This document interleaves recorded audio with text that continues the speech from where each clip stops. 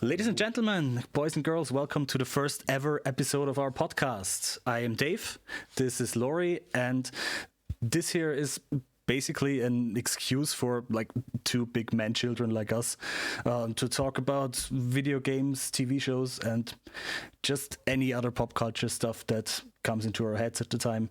Laurie, how are you doing? I'm doing pretty good.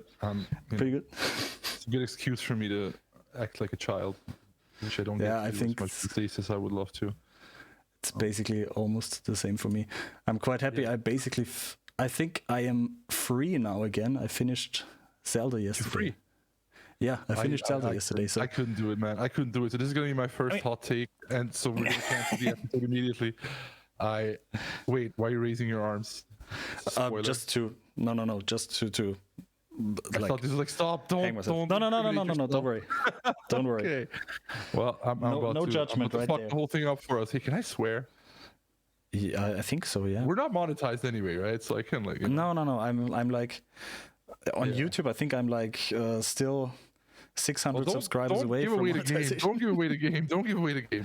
It's okay. Don't worry. So yeah, Zelda, I dove back in 2 days ago, actually, because my computer was occupied by someone wanting to play League of Legends.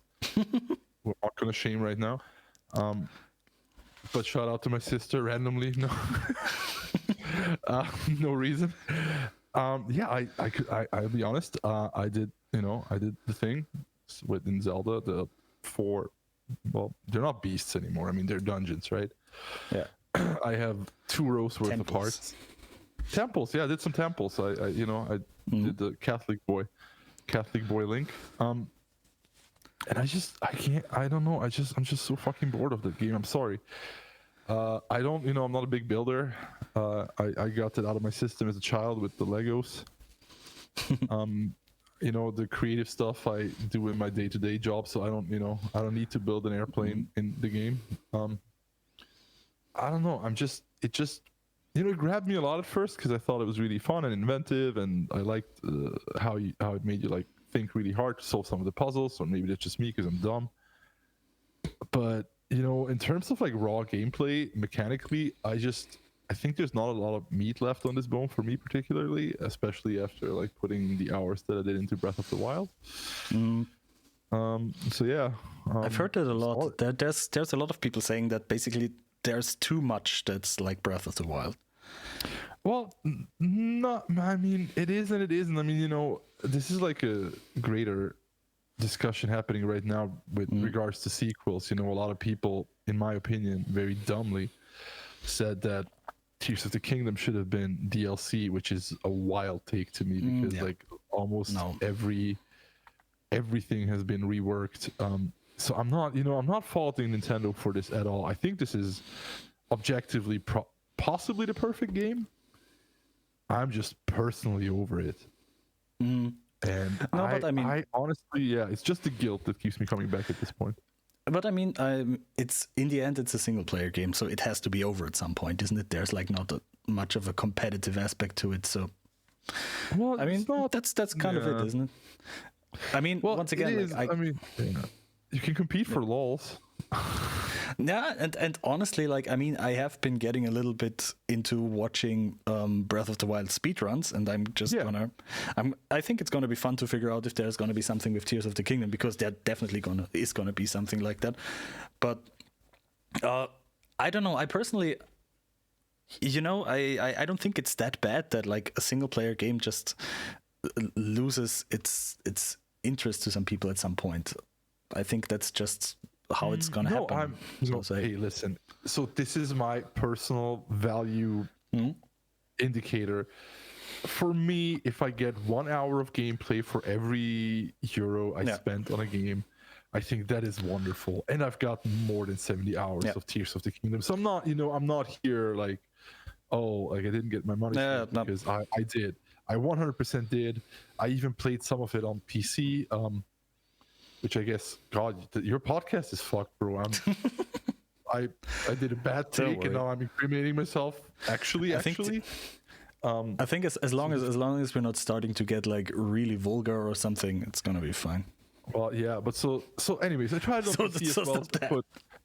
I put another 5 or 6 hours into it, but back when I played it on PC, the emulators weren't quite there yet, so there were a lot of issues. But I did get to, I did leave the starting area on PC, and that was a very pleasant experience. And I mean, seeing that game at 4K did really cement it as the most beautiful game to me, just from an art style perspective. Now, obviously, it is a technical marvel, and I think that is something that not enough people are talking about, just in terms of like the amount of simulation going on. Like, none of this should be possible on a system that is as small as the Switch. Yeah. So yeah, impressive game, good game, got my money's worth. Not sure I'll ever boot it back up again. I mean, I probably will, but I think I'm over most of the things. Like when I said I finished it, I mean I haven't done like everything in there. I think that's almost No, God no. impossible. But I did the things that are usually interesting for me in those kind of games. Yeah. I got all the shrines, I got all the memories, I got the story through. So Yeah. So you didn't get all the 1,200 Korok seeds? no, I'm not going to. The Korok seeds are the one thing that the Korok seeds and I think some of the armor pieces are the one things that I haven't done in Breath of the Wild. And I don't think I'm gonna even try to get all the Korok seeds in Tears of the Kingdom. That's just it sounds not like a whole interesting to thing. me. Yeah. No, it's not. I mean, it was funny or fun, I guess, the first few times, like, catapulting them to like their respective pair or whatever. Yeah. But at the end of the day, yeah, I mean, it's just like with, when you have to put up the sign. Yeah. I know. I did like 2 or 3 of those, I think. Yeah, I did like more. I did more because I'm simple. Honestly, like, I think I only figured out that you can do that after I beat like 3 temples or something like this. Yeah. Before that, I was just like, okay, bye-bye. I don't know what you want. Like, yeah, just sucks for you, I guess. Good luck. No. And whoop, off I was. Yeah, but generally, I think, if this is the swan song of the Switch, it went out with an absolute undeniable banger. Yeah. I would have no problem saying that it's, the best game since Breath of the Wild, including Breath of the Wild.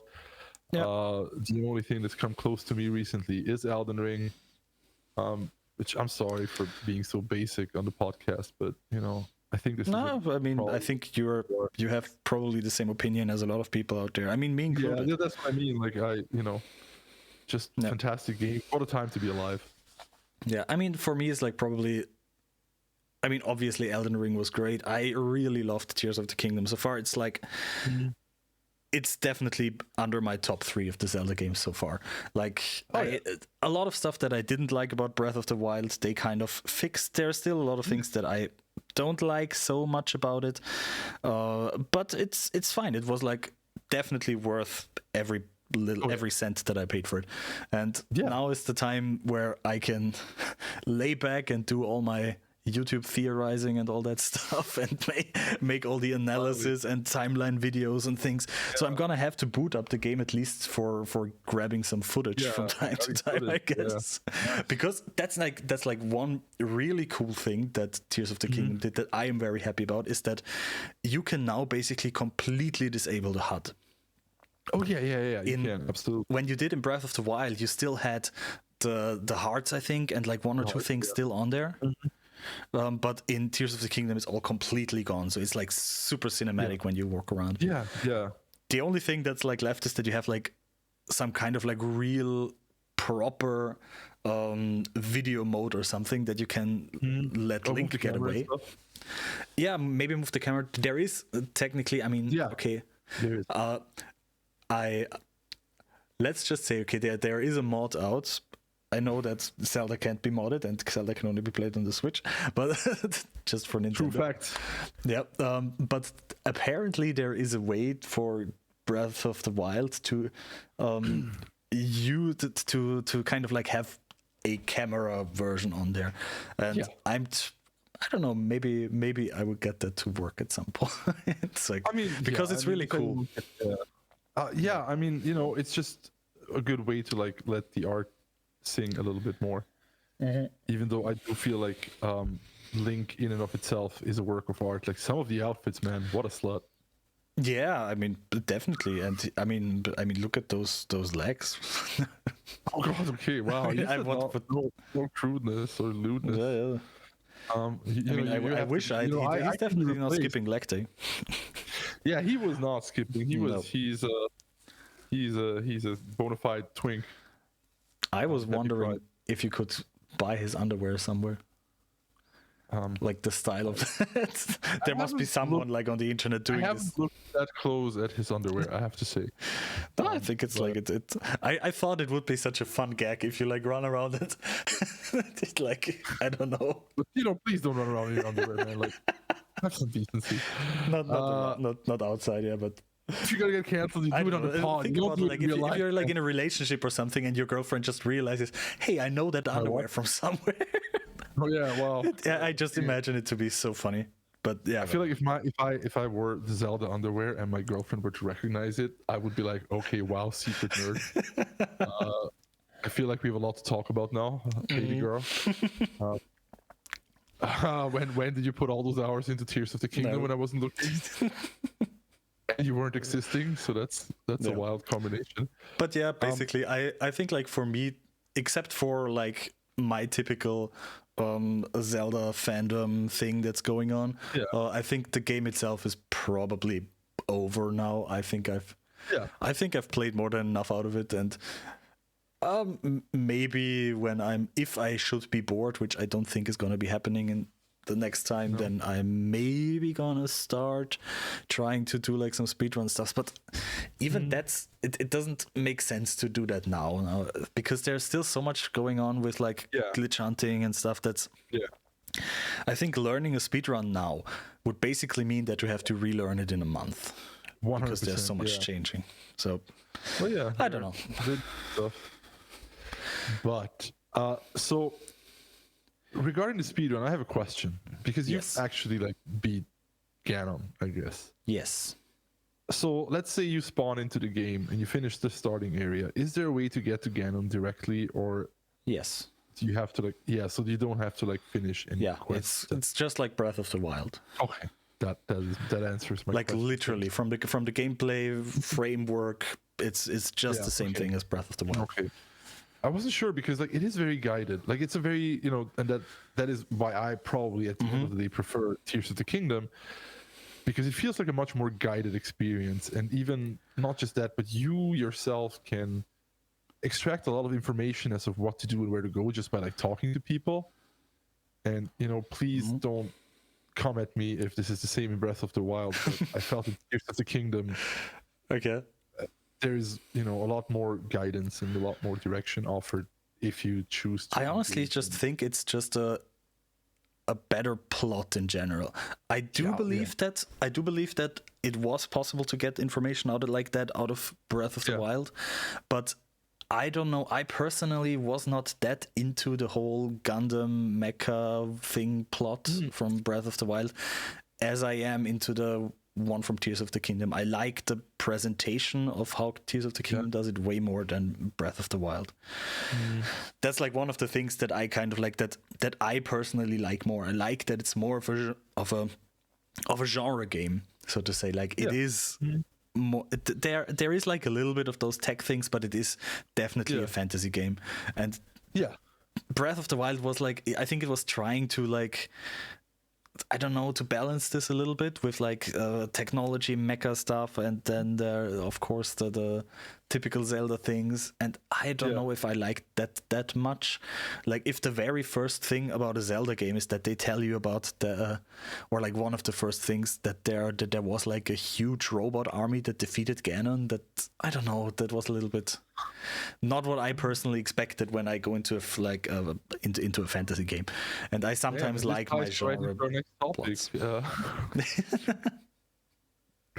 Tell us about where the mech hurt you, Dave. Where the mech hurt? Where like are we still talking about Zelda, or are we going somewhere else now? I don't know. But I mean, we are already like 15 minutes in. I think we can go into like I think we have regular topics, don't we? Yeah, regular topics. Damn, irregular. What an odd thing for a gaming podcast in 2023 to talk about. Yeah, whatever. That's fucked up. I don't know. I just felt like it's over. I actually just wanted to quickly mention that I've done it and that I'm now free of the clutches of Shigeru Miyamoto and Eiji Onuma. Yeah. But, okay, like I mean, we have like a small list of things. A list of things to talk about. Yeah. It's a small list. Allegedly. Baby list. Like yeah. There are a few things that have been happening lately that we wanted to quickly look at. There were a few showcases. Oh yeah, I watched them Capcom. Yeah, I watched it. I didn't watch it, unfortunately. I just like tried. What do you mean, unfortunately? It's these are hours of your life you'll never get back. Probably, yeah. That's like, I mean, you're talking to someone who literally for a year, like, had calendar reminders for every Genshin Impact show that was coming out just to get Primogems. Genshin is good, actually. Yeah, but the showcases were like so uncoordinated sometimes and weird. Well, basically, like, think about like opening a stream and then for the first 30 minutes, just the English version was just not working, and you just have to listen to the Chinese one or something like this. Well, now all I can think about is opening a stream. When's the first spoiler? Yeah, no, okay. Capcom showed some games and Ubisoft showed some games. Well, Capcom, you know, I mean, if you want to take them in order, Capcom didn't. I mean, yes, of course, they technically showed some games, but they didn't really show anything new. That I hasn't been too, shown. I thought so too. Like, I mean, the only thing that I really recognized, but maybe that's mostly like my interest, was Dragon's Dogma. Wasn't that Dragon's Dogma 2? Yes, but see, that's the thing that was shown at the the PlayStation showcase. Yeah, we already knew about that. Yeah, at least knew. I thought I've seen that. I mean, you have. Yeah. So it's more like, I would call it more like a Capcom recap. You know, if it's actually a funny play on words, please hire me. Capcom recap. Yeah. I mean, hey, listen, I'm a huge. I mean, I don't want to say I'm a Capcom fanboy, but I have literally bought all of their games that have come out recently, day one, including Street Fighter 6, Resident Evil 4 remake, Monster Hunter Rise. I feel like, I don't know. So two things that stood out to me during the showcase. One, the big one, Pragmata, is delayed indefinitely, and that showed gameplay that looked incredible. People are saying it reminded them of Vanquish, which, you know, that will make plenty of people's dicks hard. Sorry, I'm really not letting you monetize this. Don't worry. I'm just joking. And the other thing, I really don't think it's so bad so far. No, it's, you know, for my usual fare, this is pretty tame. No, but the one thing that I did like and I'm very interested in is, I don't know what it's called, man. This is a Google. Can you throw on the Google or the list or some of the list that Capcom showed? It's just because the big title is Japanese, and the subtitle is rather generic, so I couldn't really remember it. And I'm just gonna fill the space until you find the title. So it was like this like fantastic medieval looking game. Yeah, it's pretty like this is for VR, which should be incredible.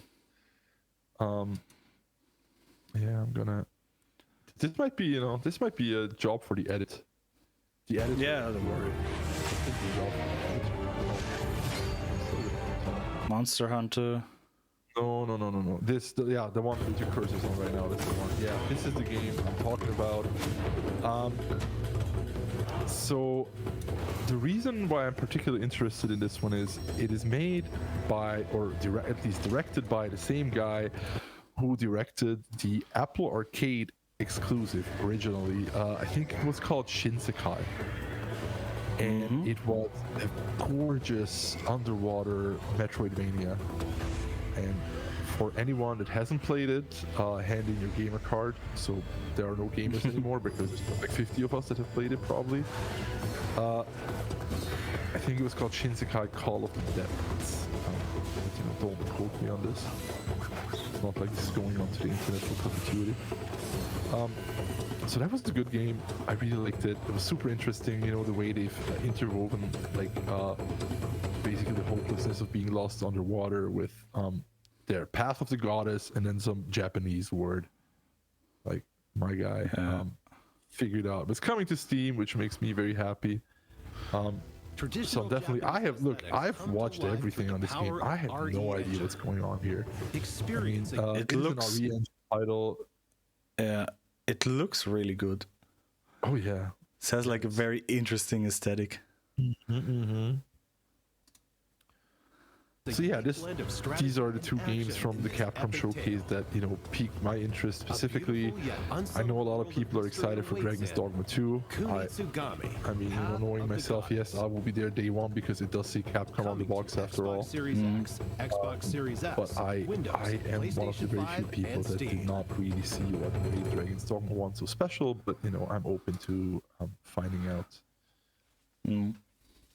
I mean, I honestly, I was never really like that much of a Dragon's Dogma player. I've just heard a lot of people talking about it. And it looks like the typical fantasy stuff that I honestly like. I mean, I have mixed feelings about it because it looks like the typical fantasy stuff that I would be playing, but probably more casually. It would probably be something like that I play. Can I see it somewhere in between here? Yeah, you can. It's like, like something that I would play if I have the time on a weekend and nothing else to do, then maybe quickly go into it. It's kind of like when I don't know, when you get together with like friends to play Dungeons and Dragons once a month or something like this. Not like something where I say I have to definitely go there and play it immediately.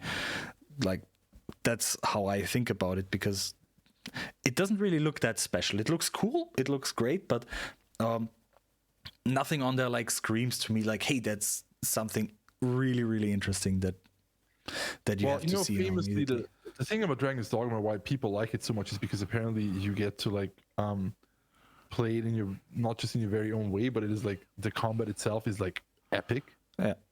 And that's something people really like, especially with when it comes to the customization of your playstyle and it basically so. I guess if I had to sum it up, the reason people are really into Dragon's Dogma is because of the power fantasy that is on display there. It's really satisfying. And, I can attest to that. It's, I didn't get to the part in Dragon's Dogma 1 where it got good, which is usually like, 30 hours into some of these Japanese RPGs. But, I'm definitely willing to like give it another shot. Maybe let it, Yeah, I mean, we will see. Yeah, but this is not a multiplayer game, so that I just want to point it out. No, it didn't look like one. But do you know how it works? I haven't played the old one, no. Okay, so I've only basically like seen a few like YouTube reviews, watching of the trailers and stuff like this. Okay, long story short, you can summon. Okay, so. You are the player character and you have a pawn that is also fully customizable, and he or they or she is always with you, and so basically it's always a quote unquote two character game. Now if your friends also play Dragon's Dogma 2, you can summon their pawns into your game, so you can have a party of 4. I mean and that's essentially the quote-unquote multiplayer part of Dragon's Dogma, that your pawn, which you configured and customized, can go into other people's games and be in their party, kind of like on loan. I mean, it's once again, like I have the same feeling as before. It seems okay. It seems like it could be a good experience, but like not something where I say like, that's like really super special. I just have to play it. Yeah, and I don't know. For me with fantasy games, I have to admit, I am primarily looking at the story at the first gaze, at least. If it's something where I believe that I can get like an immersive experience out of it, I'm probably more of a narrative player than a luditive player, if you can say that. Really? I don't know if I can more easily. I know I am maybe like in the minority there, but I can more easily. I'm more easily okay with a game that has like a little bit of a flawed gameplay if the story is really great, than the other way around. Like if the gameplay is great but the story is just nah, then it probably won't keep me. I won't be with the game for a long time. That's interesting. Yeah, I know. Once I said like maybe I'm like the exception there, but I remember I started playing a lot of the games that I played because I was really interested in like the whole world that was built there and that you can get really into it. And I know like the gameplay is a big part of that as well. Like it all converges at some point. But once again, I think we had the discussion once with Nier. Like with the old one, not Automata, but the other one. Yeah, the other Nier, yeah. I didn't play the remake. I played the original one before that. Yeah, and it's. We're talking about Replicant, right? Replicant or Gestalt. Yeah, I forgot which one the new one was. Well, I think they remade Replicant, if I'm not mistaken. Good, yeah, but I played the old one where Nier is not the young guys, but the old guy. But otherwise, it's exactly the same game, basically. So you played Daddy Nier. Yeah, I played Daddy Nier. But I think like that game, like the gameplay was. I don't know. I didn't think the gameplay was that great. It was sometimes really. How do you say? Like it's rudimentary. Yeah, and like not very satisfying at stages. Yeah. So it's okay, and they tried a lot of things, which I'm okay with. I can accept that. They tried to do a lot of different things, but it was not like I would say it wasn't like the best gameplay I've ever seen. But I still loved that game because and it's definitely one of the games like that when I was younger as well that like shaped my playing a lot because me and my brother, we played that game for a very long time, like until in the evenings in our children's rooms in Eisenstadt. Oh, wow. So I don't know, like for us it was always like the story behind it, and even if it's like a little bit hard to play the game, if we get like a good story as a reward, then that's usually worth it. Even when I was even younger, I remember I used to play PlayStation 1 games with like my neighbor at that time, and I hated Tekken. I think he had Tekken 2 or Tekken 3 at that time, and I hated the game. I was really never that much into fighting games, maybe except for Smash Bros. But I really didn't like it.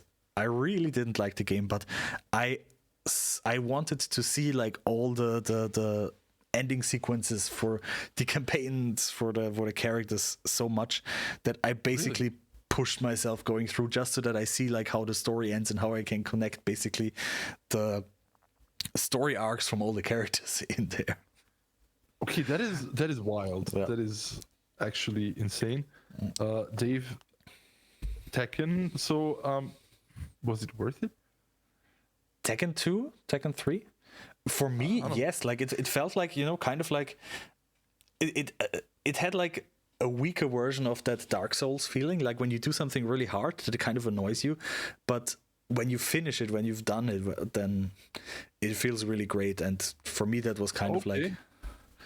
For me, that was kind of like the reward that I got when. Not only did you play this game that you hate, it was also very difficult. For me, I was like, I don't know how old I was then. Now you're drinking brine out of a pickles container. Basically, yeah. It's basically like a lemon juicy thing, but allegedly. He's not drinking the pickle brine, guys. He's not drinking the dill pickle brine. Dave would never drink the dill pickle brine. Gross you guys out while we're recording. Not just by itself. Not just by itself. He would also want some spicy peppers in it that he will then later eat. Spicy pickles. Yeah, spicy pickles. Okay, anyway, so you got through this game. It was hard. You didn't like it. Yeah. Was the story satisfactory? Honestly, yes. I think Tekken has actually quite a good lore. I mean, I don't know how the latest games are. I haven't played Tekken after, I think, Tekken 3 or Tekken Tech or something like this. Yeah, sure. But the first few games actually, like, they had quite a nice story to it.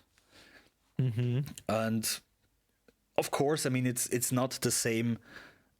It's not the same size that you have from something like Elden Ring or I don't know, even Zelda now or a lot of others. Like, I don't know, we're going to talk about Final Fantasy later. Final Fantasy was always like huge, but I don't know, just for itself, like Tekken was actually quite nice. Street Fighter as well. Street Fighter 2, and like there was I think a manga or a comic book with it about Street Fighter 2 that was actually really good. The whole story behind that. I think they've done actually a great job. I mean, there were multiple Street Fighter movies, multiple Street Fighter TV shows or animes, I want to say. So clearly there's something there. You know, it's not nothing. Funny enough, it's always kind of like Street Fighter 2, apparently. But I don't know. Of course, Street Fighter 2 is the GOAT. I remember I played it on the Game Boy in Croatia on the beach. Okay, I don't want to like get too deep into the weeds, but playing Street Fighter on a console that has essentially 2 buttons is wild to me. Yeah, I mean, like once again, like I'm not a really good fighting gamer, so basically, like I finished the whole Street Fighter 2 games by having Blanca and just rolling myself up and doing electricity out of myself. Yeah, that's kind of worked. So that does, you know, it works online too. Like you can get pretty far doing that, you know, until people start blocking. So you know. But yeah, it worked against it works against the AI enemies on like the Game Boy when I was, I don't know how old was I, 11, 12? Don't age yourself, bro. Don't age something yourself. Like this. They're gonna. I don't know. You. I think. Okay. Wow, we got really into the weeds with this. It's fine. It's good. Better too much than too little. Good old round. Yeah. So we got Capcom. UbiSoft also did something. Yeah. Okay. So I really like the Ubisoft showcase. I'm not a big Ubisoft fan. I'll be upfront about it, and obviously, I just want to point out that, you know, I know they're in a bit of a problematic spot as a company with regards to sexual misconduct and whatnot. So every enjoyment I get out of the Ubisoft game is not without, you know, me having to acknowledge the problems that the company goes through in that regard. And I don't want to minimize it, and that's why I want to bring it up firsthand. So I'm going to talk about Ubisoft games positively, but I'm asking the audience that, you know, please keep it in mind if you're gonna go and spend money on their products, if you're gonna talk positively about them, if you're gonna promote these games, that, you know, there is a, you know, trail of blood behind these games that should not be overlooked, and I just wanted to be cognizant of that, and I hope that, you know, they hold up their promise and right the ship, but it does not look like this. So I'm gonna try to keep it as muted as possible. So I'm going to start out with something that ticked me off immediately. They started teasing a new Division game, and it turned out to be a mobile game. So I did not like that. That pissed me off. Bad move. I'm a huge Division fan. Yeah, but just don't do that. You know, they don't. I mean, I don't want to be, you know, the guy who's like, oh, they showed a mobile game, fucking mobile games. Like, you know, I know there are good mobile games. I know Genshin is like good mobile game. I don't want to be like a Luddite and ignore that is where a large part of the industry is going. But, you know, for me, that did nothing. However, and also the Avatar game by the makers of The Division also did not much for me. Have you watched the trailer? No. I also just like keep on read through it. Yeah, I'm gonna start. I guess, yeah. You know, it's a first-person Avatar game. You play as a Na'vi. Immediately, don't want to be blue. Eiffel 65 did it first. I feel like they nailed it the first time around. No one has to be blue anymore. Just If you're super too young to unappealing know game. what Eiffel 65 is, just Google it. Good for you. Good for you. Don't Maybe Google it. or maybe don't. find out Yeah, anything. or maybe don't. Stay stupid. It's based. Don't find out anything. Just it's an old man rambling. Who cares? Yeah. So I mean, yes, the action looked good. The graphics are very nice. Pandora is very well realized. I mean, we're talking about the studio that's done two of the best like Destiny-esque games that have ever come out, and probably the only studio that has come close to providing that level of experience. I think they're called Massive Entertainment. I don't know if it's wrong. Sue me. I don't give a shit. But yeah, but based on that pedigree, I do want to try it. Okay. Yeah. I mean, honestly, like, I have to say, I was just maybe not that interested in it. I think I haven't even seen the second Avatar movie.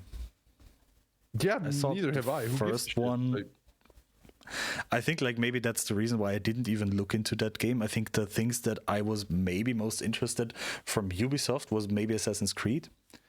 oh yeah, Even did that. even though I think I haven't played a lot of Assassin's Creed games lately because I kind of also I don't know, I have to admit I got a little bit bored of Assassin's Creed games after a while. And basically like Prince of Persia, those were like the how you say those were like the game series that I know very well that I kind of Well, then I suggest interested. let's get into it. I think the new Prince of Persia looked very nice. Yeah. I mean, you So said this like is my muted reaction. I'm sorry, it's just very nice. I would Yeah. like to praise it more because it looks like a Metroidvania. which is like depending if you like that kind of stuff or not a good thing. I love that kind of stuff, and I also love Prince of Persia. So I'm like, hi, it's a nice thing you got there. It'd be a shame if it wasn't for all the. So yeah, definitely very excited about Prince of Persia. Looked incredible. They showed like his animated trailer before that, and it just some of the best art direction I've seen in the space since the not self-titled, was it the eponymous? No, whatever, the Prince of Persia 2000 whatever version with the what I mean. Yeah.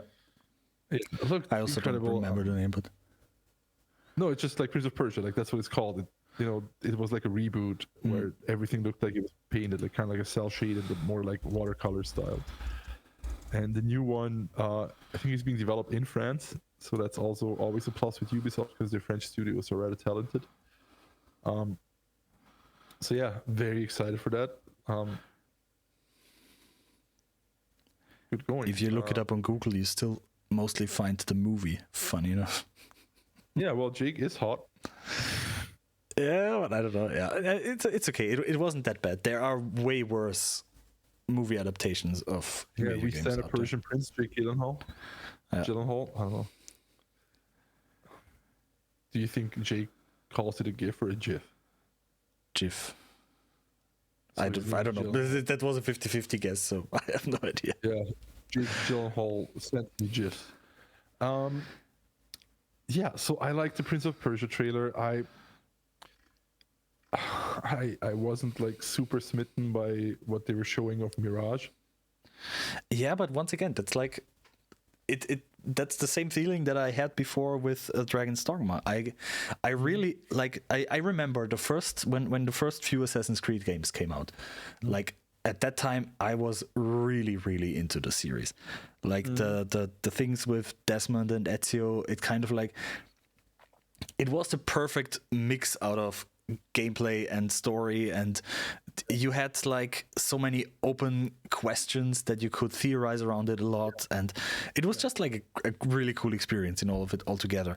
But I felt the more games came out, it kind of always felt a little bit so okay, there's a new thing there, and it felt forced. And so I don't know. I kind of lost a little bit the interest in it, as it was also already with Odyssey. I think I haven't really like looked into that much. I also haven't played Valhalla. Oh, which because of course. Yeah. Okay. I don't know. There were actually like a lot of people who say it's really great, but It's fine. it's just the same things. Like I didn't really feel like it was so great that I have to play it now. And if I have like just a little bit of time to spend, then I don't know. I didn't feel like I really want to spend it for that game now. But, yeah. I have received Valhalla for free with my processor.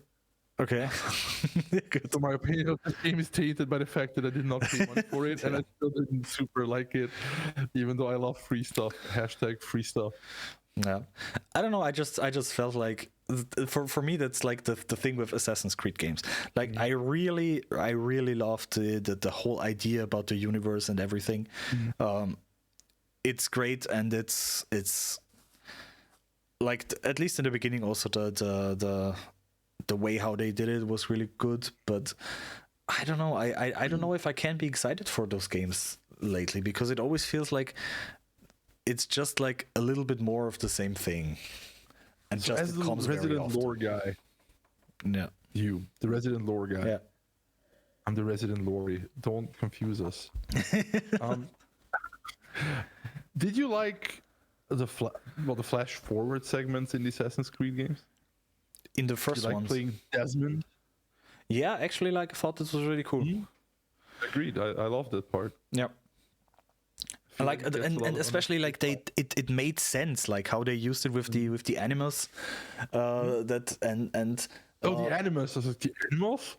yeah, no, yeah, like how they introduced like this machine, and they kind of combined it like in a nice way. It's it made kind of sense. Like the thing that's kind of like the thing, like for example, that I was missing from Zelda Breath of the Wild. There were robots and stuff in there, but it felt like they just put robots in there to put robots in there. And in Assassin's Creed, it was kind of like they tried to explain it, why there is like this machine part of the story, and why there's like this old school fantasy stuff in there. And that's what I really like about it, kind of. You developers, if you want to add robots to the game and you can't find an explanation, please still add the robots. That's just, my personal take. Doesn't matter where. Yeah, robots. I mean, once again, I also like Breath of the Wild. It was still a very cool game. But once again, like the very cool game, Breath of the Wild. but once again, like I just sometimes, and that's maybe because I'm spoiled with like a lot of stories where you have a lot of backstory and connections and things like this, and I've maybe spent way too much time trying to figure out how Game of Thrones is gonna end before Game of Thrones ended. So I don't know, that might just be me. How Game of Thrones, the TV series, ended? Was that it was as most of us expected, but the way, like from the story beats, it was what most of us expected. Okay, so you know what? I'm just gonna cut you off right here. We're not gonna get in Game of Thrones because I haven't watched it. I think I'm just saying, like they just, like the production for the last season didn't work. It was just too fast. They should have like, once again, J.R.R. Martin will probably use 2 whole books to do what they tried to do like in 8 episodes. Jesus. This series is never gonna end, guy. Yeah, he's probably not gonna finish it. The guy is not gonna finish it. That's bleak, bro. That's bleak. Like, we're not wishing death on the poor guy. I'm not wishing death to him, but I think he's questioning that himself. I think I'm not 100% sure. Maybe I misremember something, but I think I've heard something like that. He's actually like not sure if he is gonna be able to finish the last, because he has still 2 books left. He's definitely gonna finish Winds of Winter, and that's already been 10 years in the making or something, and he himself said like that with all the obligations that he got with like the new Netflix series, not Netflix, HBO series, and like the other books that he has to make because he is contractually obligated to do so. He's not sure how much time, like when he can actually like really start on writing the last book. All right, good talk, Dave. Moving on. I do have some Ubisoft related stuff. Remember? Okay, let's go to Ubisoft related stuff. Star Wars game looked great. I love the Star Wars game. If you could pull up the trailer, Star Wars Outlaws. Great female character, adorable robot companion. Again, made by Massive in Sweden. Space action. It's more of a shooty game. There's no lightsabers so far, so that that was pretty cool. I really like what I've seen of it so far, except for, funnily enough, the actual shooting looked kind of a little mediocre, but I mean, I'm sure they have like plenty of time to figure that out. So yeah, Ubisoft did a Star Wars game and it looked good, and I am excited to play it. Actually, like there have been a lot of really good Star Wars games. Oh yeah, 100%. I mean, they gave the franchise Respawn, like, yeah, yes, that's a dividend.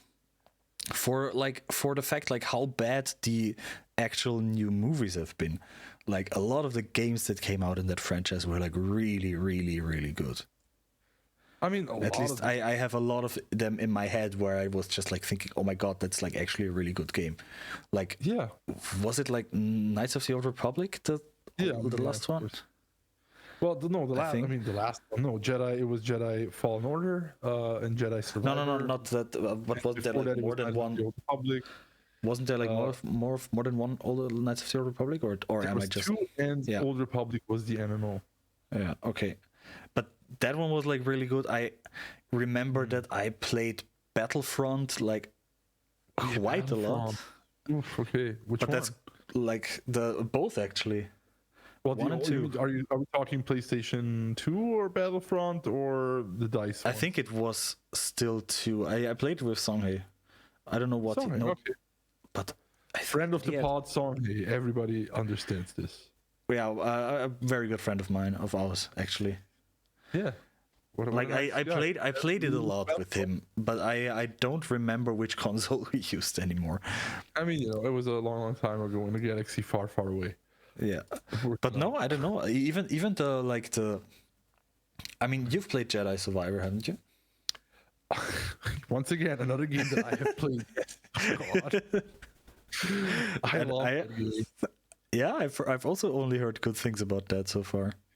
I mean, I haven't heard only good things about it so far because the PC. But a lot of good things, yeah. No, the game itself is truly fantastic. It is a well-realized vision in terms of gameplay. It is probably the best game of its kind. Absolute triumph on all fronts. Could not say enough nice things about it. I personally, if you're going to play it on PC, I would wait for one more update or patch, just to bring performance more in line with what you've probably paid for your system and expect out of it. I mean, to achieve the 60 frames per second mode, the resolution sometimes dips below 720p on a PlayStation 5. So there is some optimization work left on the table, but the game itself is nigh perfect. Mm-hmm. No, well, I'm looking forward what they're gonna do with the new one. That is the new one. Like the Outlaw. That yeah, I'm very excited. Yeah. So, but yeah, space. Okay. Space battles. Mm-hmm. Good. Let's go forward because otherwise we're staying too long on the smaller topics. Yeah, I mean we discussed George R. R. Martin's. No, it's okay. I mean we have to go with the flow, haven't you? Mm-hmm. I think that's not a bad thing. There is a lot of stuff happening at Embracer. Embracer, oh god, yeah. I've actually headquarters every other day. Oh my god. I've actually tried to to read the statement that they brought out because there's like a lot of there's like a lot of restructuring. Do you want to pull it up? Do you want to put it up for everyone to see? Do you want to pull up the statement? Do you want to make fun of it together? As a statement. Oh wow, he had it ready. He had it ready. Yeah. I've basically I pull it up again. I mean, I don't know if it's so fun to read. It's a lot of financial business stuff. They're basically like going through what they're gonna change like in some of the divisions, and I think it's not so much about. They're not really like talking that much about games. All right, that sucks. That's our job. But I don't know. I just like what I had to think about, or I really had to think about that topic when you started to.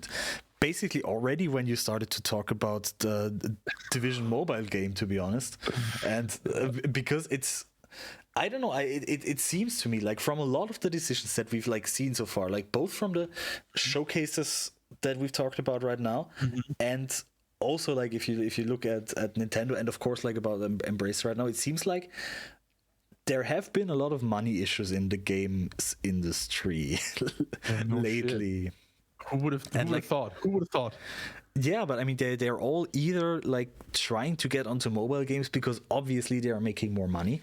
Like, we do know that basically like 1 year of microtransactions in FIFA made more money than the whole the whole sales cycle from Elden Ring so far.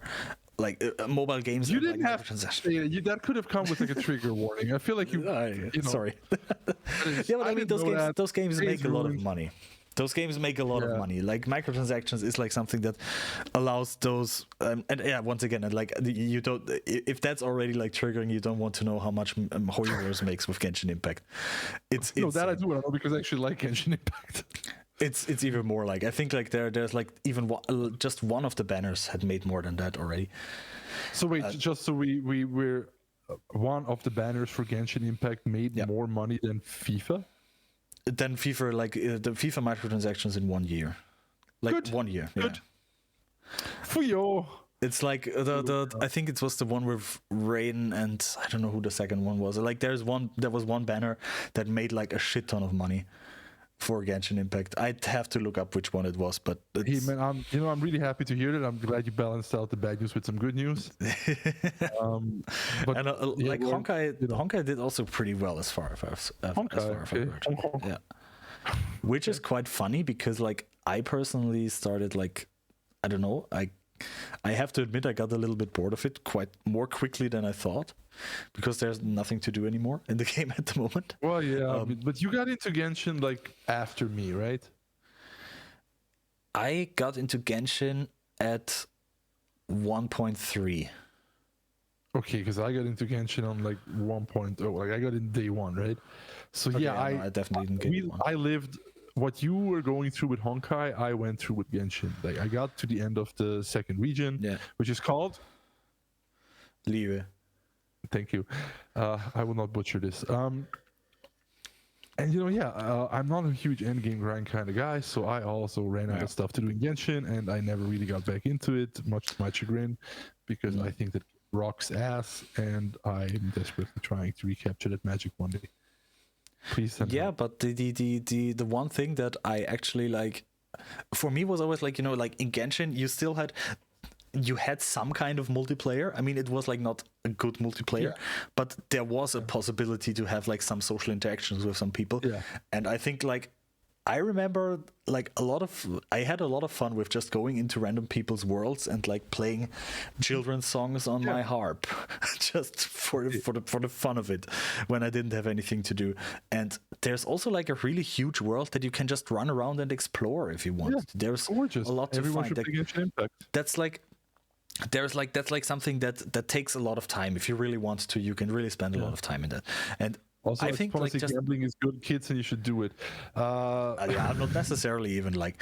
I think you can actually play that game quite well even without like. No, I'm joking. Yes, you can. But I regretted every single cent I put into Genshin, not because it's bad, but because it's pointless. You don't have to. No, but what I wanted to say was actually like I think that Honkai lacks that a little bit, not because it's a bad game, but just by being a turn-based RPG with like a more linear story and so weiter, that's something that you can't really do, and that's not necessarily a bad thing per se. But I just think like it means you get bored, for the lack of a better word, of the game more quickly than with Genshin Impact maybe. I mean, I'll be honest with you, Dave. I was a little disappointed when I found out that Honkai was like turn-based, but when I did actually play it, I did think it's a very interesting take on the turn-based formula. Yeah, it's honestly like I liked it. I mean, I was kind of like I honestly I was expecting that it will be like probably not so much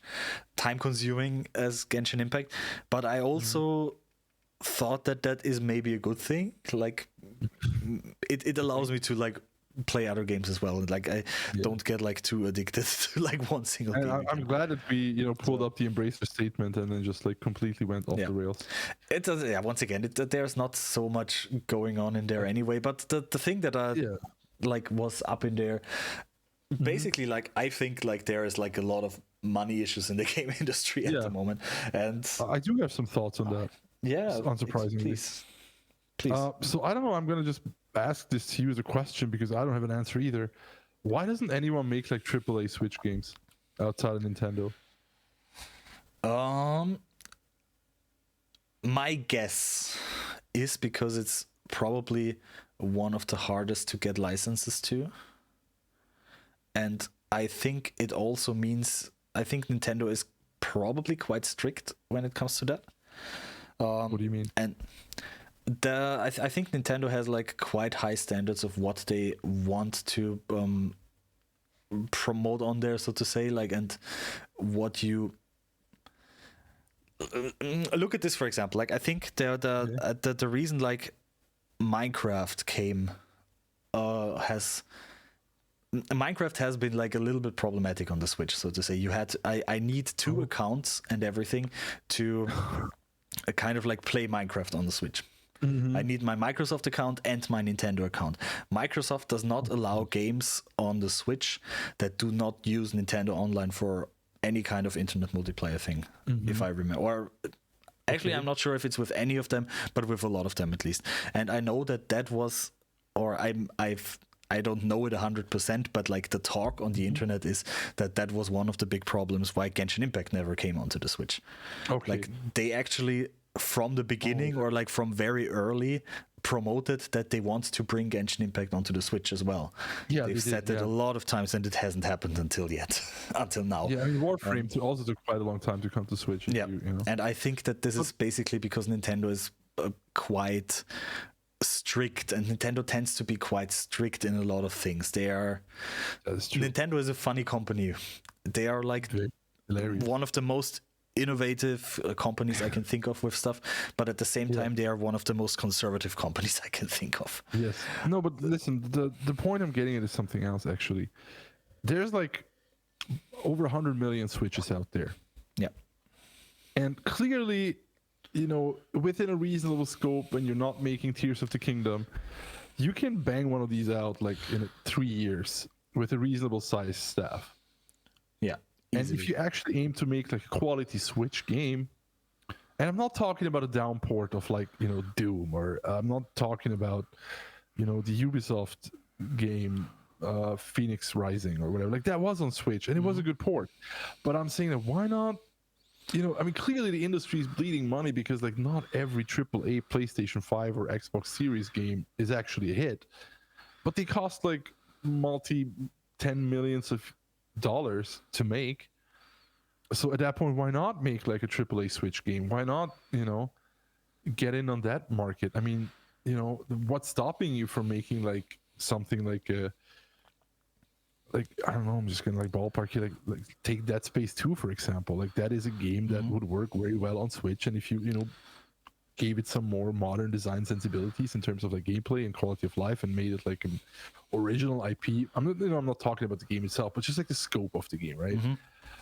So what's why? I mean, I know that for third parties the Wii was like a hard market to corner, but I feel like we live in a day and age like if you made a good Switch game, people would buy it, and also you could put it on Steam. I think so too. I just like what I wanted to say like with the points before is that I think for a developer it's just more hoops that they have to jump through if they do that with Nintendo than if they would do it like with say Sony or Microsoft. I think those companies probably are easier to work with, is my guess. There's so many like indie games on Switch. Like I'm not saying there's not enough games on Switch. Like, people are making games for Switch, but why don't they like make like once again, I'm also like not that 100%. I don't know anything about that. I haven't been that much in game development that I know of it. Maybe maybe at one point we can like invite someone who actually like does stuff. I mean, the last one, there's two I can think of that released on Switch first, and did reasonably well.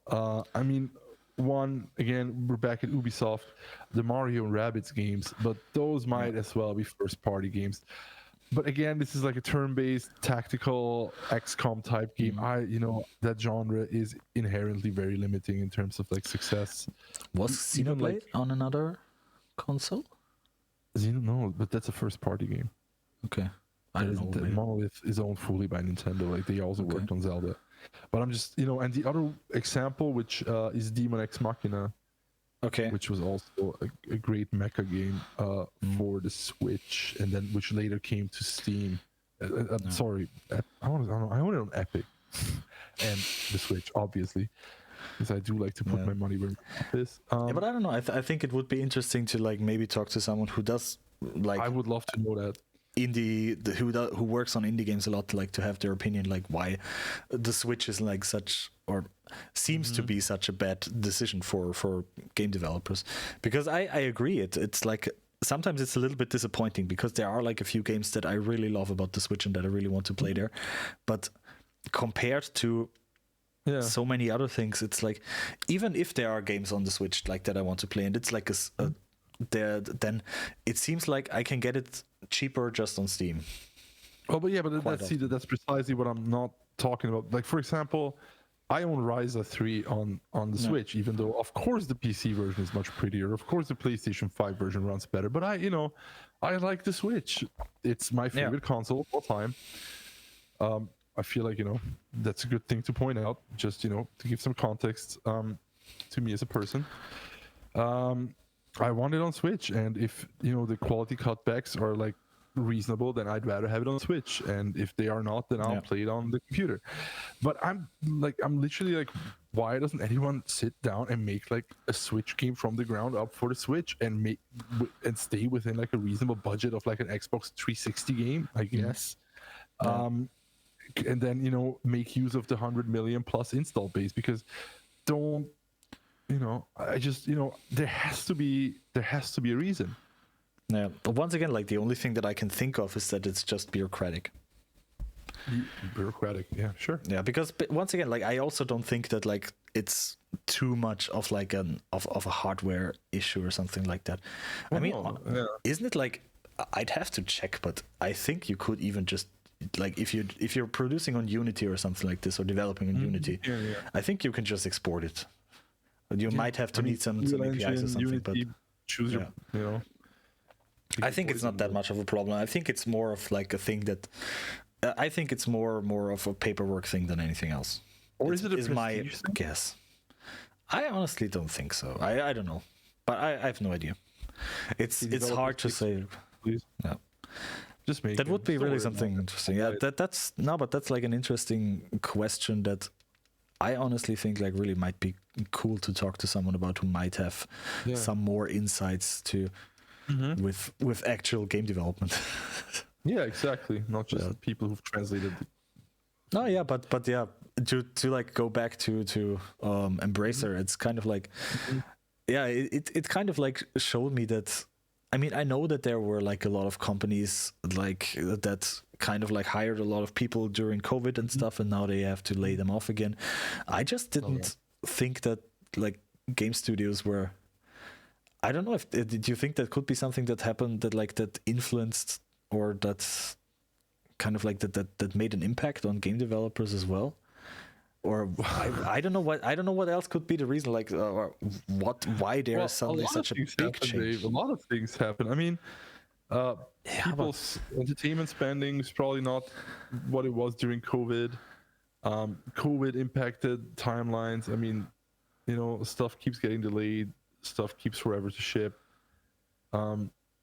Yeah, I mean, there's a lot of factors. I mean, this economy, right? Yeah. So I don't know. It's just something that I don't know. Yeah, what it was something that I. It's weird to see suddenly like all of that coming at once. That there's like so many changes basically like coming, or suddenly like everyone seems to like go onto mobile games, because that's kind of like seems to be what people think is like the last thing that can make them money anymore. And when it comes to like more traditional, the thing, I mean, if we want to like my previous argument regarding the Switch games, like yes, a mobile game is also very limited in scope. Like you can't make. Oh god, sorry, I have to pull up my Steam so I can think of Elden Ring. You can't make Elden Ring. Well, you can probably make Elden Ring on a phone. You can't make. Oh god, Jedi Survivor. Returnal. Let's go with Returnal. That's a good game. You can't make Returnal for the iPhone. Like at least not in that scope or that quality. You have to like pare it back, have like simpler graphics, Well, yeah, it's mainly the graphics. Like they're not, if you look at games nowadays, the main money isn't going into like making the gameplay real fucking good because, like, let's be honest, the last innovation in gameplay hasn't happened in like God knows how long. It's always just like production values and I don't know, getting Bobby Krillage to do your soundtrack. Please hire Bobby Krillage more. He's amazing. But yeah, it's stuff like that. Like, I mean, if you look at Silent Hill 2 that's going to be coming out, like it's not, the money didn't go into like making the most gripping, tense first-person shooter ever made. It's going to be like a graphical up-res of Silent Hill 2, a game that's been around. Like we all just want that 4K 60 hit from our next-gen systems, and I think that's costing publishers and developers by extension a lot of money. Well, yeah, I'm sorry, I don't want to go ahead, but you know what I mean, right? Yeah, but there once again, like, I mean, we have Silent Hill on our list as well, so I'm just like gonna switch onto like the whole thing there as well. Yeah, sure. There has been like a lot of remakes lately, actually. There have been a lot of remakes lately, yeah. Yeah, that's like I mean, obviously, like, I mean, we're both quite big Silent Hill fans. Oh yeah, also. So yeah, but we're quite big, I guess. But the biggest ones. My personal, my question is like, I mean, if there is like a remake coming out of Silent Hill, yeah, it is most likely not gonna be just like just a one-on-one copy of the old game. No, God, no. And that's kind of like been the thing with remakes lately, hasn't it? Mm-hmm. Like yeah, I mean, it's interesting. No, it's not, because Dead Space is a one-on-one remake. I mean, they did rejigger some of the architecture. Yeah, but I mean, Dead Space wasn't it like they I don't remember who did that, but I've seen like some video essays where they were talking about, among other things, also about Dead Space, and just the fact like how they basically changed like the whole how the different parts of the spaceship are connected and everything. Yeah, that's all that stuff. I mean, it does. There is definitely like, I mean, also with Resident Evil, there is a lot of stuff that is the same as it was before, but it does change the experience as well. And I think the Dead Space was also quite a different experience than the old Dead Space. No, absolutely not. Not 100%, but I have it was still different. It is 99% the same. The only thing is that it's just easier to backtrack, and you can actually go back to previous chapters. Yeah, but I don't know. I think like that made quite. Maybe once again, maybe that's just like for me, and like I think like you had like it made a completely different atmosphere for the game. That this was just possible, and that you. But yeah, I don't know. Maybe maybe that's just me in there. Agree to disagree, I guess. I felt it was very much the same, but we're talking about the perfect remake to one of the perfect games of all time. Like, yeah, no, it was. There was no rabbit left to pull out of the hat, and the fact that they did one is incredible. Dead Space remake, incredible game, completely nullifies the existence of the original for me. It is just wow. Honestly, my hat's off to EA Motive. What a masterpiece. But yeah, it is essentially a one-to-one remake, down to every last cutscene, down to every last voice line. I think the only thing that is a change that most people will notice is that Isaac talks now, but this is just a continuation from Dead Space 2 and 3 where he also talked, and it's not bad. I don't wasn't care like personally. How much do you know how much the budget was for the first Dead Space? Wasn't it like quite? I don't know if I remember this correctly, but I think it was actually not that big. Dead Space. Sorry, man. Okay, I don't know. I just thought I had it in the back of my head that they actually didn't have that big of a budget for the first Dead Space, but maybe that's like also just completely. I can't get into the business suites regarding that period of Electronic Arts, so that's not something I can speak. No, but then once again, I mean, the next one, like the next biggest one, the bigger one that I can think about that came out lately was Resident Evil, obviously. Resident Evil 4. Yeah, I mean, did you play it? I didn't play it. No, I just watched it. But did you play the original? The original, yes, I played the original Resident Evil 4. So you played the new one? No, I'm sorry, that's very reductive of me. That's not. It also, just incredible work. Like wow, like game of the generation type stuff. There's so Resident Evil 4 straddles the line for me between like a remake and the reimagination, because everything that you possibly could have had a problem with in the original Resident Evil 4 they fixed, made it more interesting, made it more palatable for 2023 audiences. Obviously it's gorgeous, but I mean, it's a Capcom game, so duh. Leon got some new one-liners. Yeah, he did. 90 nights. The best one ever, honestly. I don't know. 90 nights. Oh my god, 99 nights. Oh god, that's a tongue twister. No, it's good. Like, but yeah. So we got that. I don't know. You could do it like The Last of Us. You just make a remake that's actually. Oh yeah, just that's another remake. Yeah, another remake. But there's really like they really just. I mean, I don't know. Have you seen The Last of Us, the show? Of course I have. There's like some of that is like really just one-on-one. Yeah. What's happening in the game?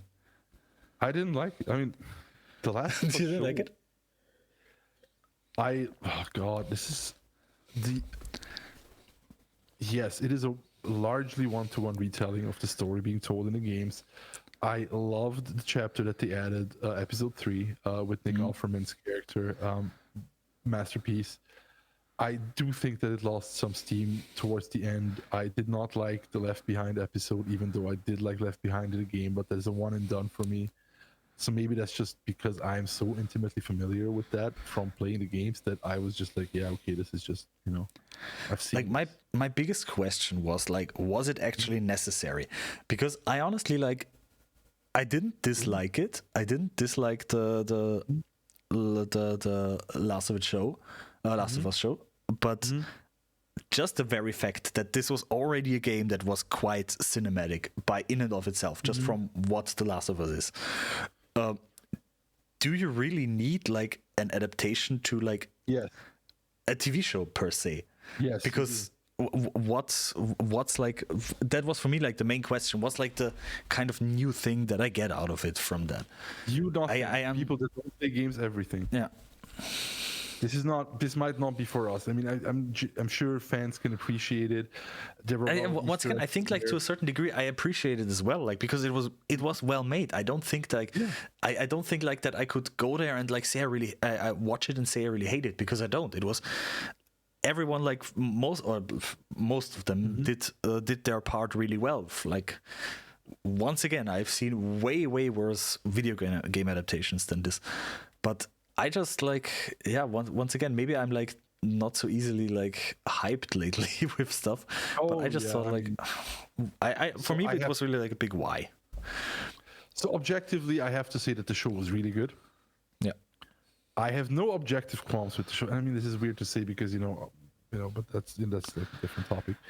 I very much think it has the right to exist because I feel Neil Druckmann wrote a beautiful story that definitely deserves to be experienced by people that are not comfortable holding a controller, that are not into games per se. And it is a story that has value. It is a story that has something to say.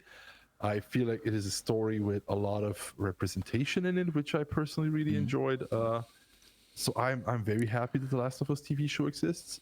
I have one criticism that is not just me being too familiar with the story, which is I felt the ending was a little rushed in the TV show. I would have loved to see one more episode, and I think I would have been much more positive on the whole thing if that had been the case. Maybe instead of Left Behind, because I feel like that took a little bit out of the pacing. But then again, oh my god, I'm just gonna But what I get out of what you said so far is that the main thing for you was basically an accessibility issue. That you think it's good that people experience who don't want to experience as as you said with a controller in hand. That's like an interesting take. I haven't actually thought about it like this, because for me it was of course, like I really love the story. For me it's just like the thing like I would think that people who don't really like playing games could appreciate something like The Last of Us, because it is already so similar to that other medium that they translated it to. Like, I think you don't really have to. Yeah, but once again, I think like I don't know. Once again, I think like it would, if there was, it's like the kind of game that I would easily like give someone who has never really played video games before but loves to watch TV shows. Yeah, but listen, there's a type of person that just does not want to engage with the Yeah, medium at all. of course, yeah. I understand. Like, and the ones I said, I haven't thought about it like on this from this point of view that they just video games are still don't want to play. Like, you know what I mean? Like, there's like a certain like. Yeah, once I mean I also I also love to like just sometimes just watch the games on YouTube or something like this. Yeah, no, because I don't want to play like myself. But you're still like it's still in the aesthetic, you know. Yeah. Yeah, but then once again, like the thing is like, you could also just like watch like a YouTube playthrough or something like this and had like maybe a similar experience. But yeah. That's kind of puts people off, and I get it. Like, I personally would never watch anyone play a game just in order for me to experience it. Like, I'm not saying I don't watch a stream every now and then. Like, I do get the appeal of that. But there is a certain thing of like, HBO elevating The Last of Us to the prestige drama. Yeah, that definitely. And that made it interesting. That made it cool. I think they did a gorgeous job with the production. I think everyone who was involved in it can be very proud of themselves. I think even with my qualms, it's hard for me to think of like a lot of better shows if you were looking to. No, they like if you look at like the production, it's really really good. I mean, once again, like they also had like I sometimes think like it's like hard to make like to make any mistake like if you have a source material like this, but it was really good. Like it was once again, like I think most of the people like that were kind of like is somehow who were somehow in with that project, they all did like a really good job. I wouldn't know what to like really complain about with that show. Well, I mean, and also special shout out obviously to Craig Mazin, who is just probably the best living screenwriter right now, apart from maybe Jesse Armstrong. Just complete banger job. I mean, coming off of Chernobyl and of one of my favorite movies of all time, which is The Hangover Part 3. Part 3? Yeah, he wrote that. It was Hangover Part 2, I don't know, Scary Movie 16, Hangover Part 3, and then Chernobyl. And I'm like, what? No, you have to start somewhere. I mean, I honestly like I enjoyed most of the Hangover movies. I love the Hangover movies. I'm sorry. Like, I mean, they're great. They're really great. Like, I mean, it's peak comedy. Well, no, peak comedy is actually Craig Mazin having been Ted Cruz's roommate in college and him shitting on Ted Cruz daily on Twitter for stuff he did as a college student. That is peak comedy. The Hangover movies are a close second. There we're gonna go. Okay. The other last remake that we have on our list was Persona 3. We have a remake on our list? Oh my god, what is it? Another one. Persona, okay. 3. Persona 3, not coming to the Switch. Is it really not coming to the Switch now? I mean, so okay, I might be breaking some news here, more or less accidentally or not. Apparently there's a direct on the horizon, which hasn't been announced yet, but it's going to be very close, and it might get revealed there. Yeah. I wouldn't bet on it. I don't have anything inside Atlas telling me that it is coming. I also don't have anyone telling me it's not coming. Persona 5 Tactical is coming to the Switch, and look, it's Persona 3. It's if that can't be made for Switch, then I don't get it, man. What's the point? Are they gonna? Do you think is that gonna be like a one-on-one remake or with changes? Well, since we've been into remakes with changes right now. Well, yeah. I'm somewhat familiar with Persona 3. Yeah. So I can tell you that no, it's not gonna be what you want. So there's not gonna be a female playable character. Damn it. There's gonna be changes to, but because there was one, in the last version of Persona 3, I think it's called FES. They added a playable female character and whatnot, so it's gonna be closer to the original Persona 3, with some changes to Tartarus. So if anyone understands whatever that means, good for you. But yeah, once again, like, I don't know. But I agree. Like, Persona should, especially Persona 3, should be doable for Switch. And once again, like, it can only be like some. Hey, listen. You don't even need to fucking remake the game. I don't give a shit. Just port Persona 3 FES to Switch. I'll buy it instead. I don't need the graphics. Just put it on the thing. Put it on here. Please take my money. I want to put it on the thing. Put it on here. I want to play it on this. This is what I want. It's all I ever wanted. It's Christmas coming in half a year. Just do it. Like, what do you want me to do? Suck your dick? Suck your dick for Persona on the Switch? You want to make money this podcast? No, you don't. I'll suck your dick. I mean, just put it on the Switch. You can, this is the power of editing. This is gonna be all gone. Put it on the Switch. You're just gonna make me more. Yeah, of course. This is friendship, right? Yeah, I yell about sucking dicks, and you need to cut stuff in DaVinci. This is the hallmark of a great friendship. No, but I don't know. Yeah, so like, okay, I am going to Switch. Put it on here. Put it. This thing can run it. I promise. If it can run Tears of the Kingdom, it can run your game. I will play Persona 3 at 20 FPS if need be. I don't give a shit. I want to take it on holiday with me. I want to make my girlfriend mad by playing with my anime waifus, underage anime waifus, instead of whatever you do with your girlfriend on holidays. That's between you and your girlfriend. I want to take my Switch and I want to play Persona 3 remake, or not remake. I don't give a shit. Just put it on there. Put it on the Switch. Okay, like, I mean, when we're talking about the Switch, I am gonna go to like our next topics, since we're once again I think we're taking longer on the topics that I thought to, but that's not a bad thing. While we are talking about releases, Nintendo doesn't have like a lot of releases by itself, so we basically have been talking about that shit on the by Switch. itself, yeah. What the fuck? It's your Switch. Put stuff on there. What is going on? I have actually like been What are you hiding? thinking like about I mean okay, like if there is obviously like a problem with like a lot of third-party developers like not doing Switch stuff because for some reason they don't seem putting it on Switch. not putting it on the Switch, no.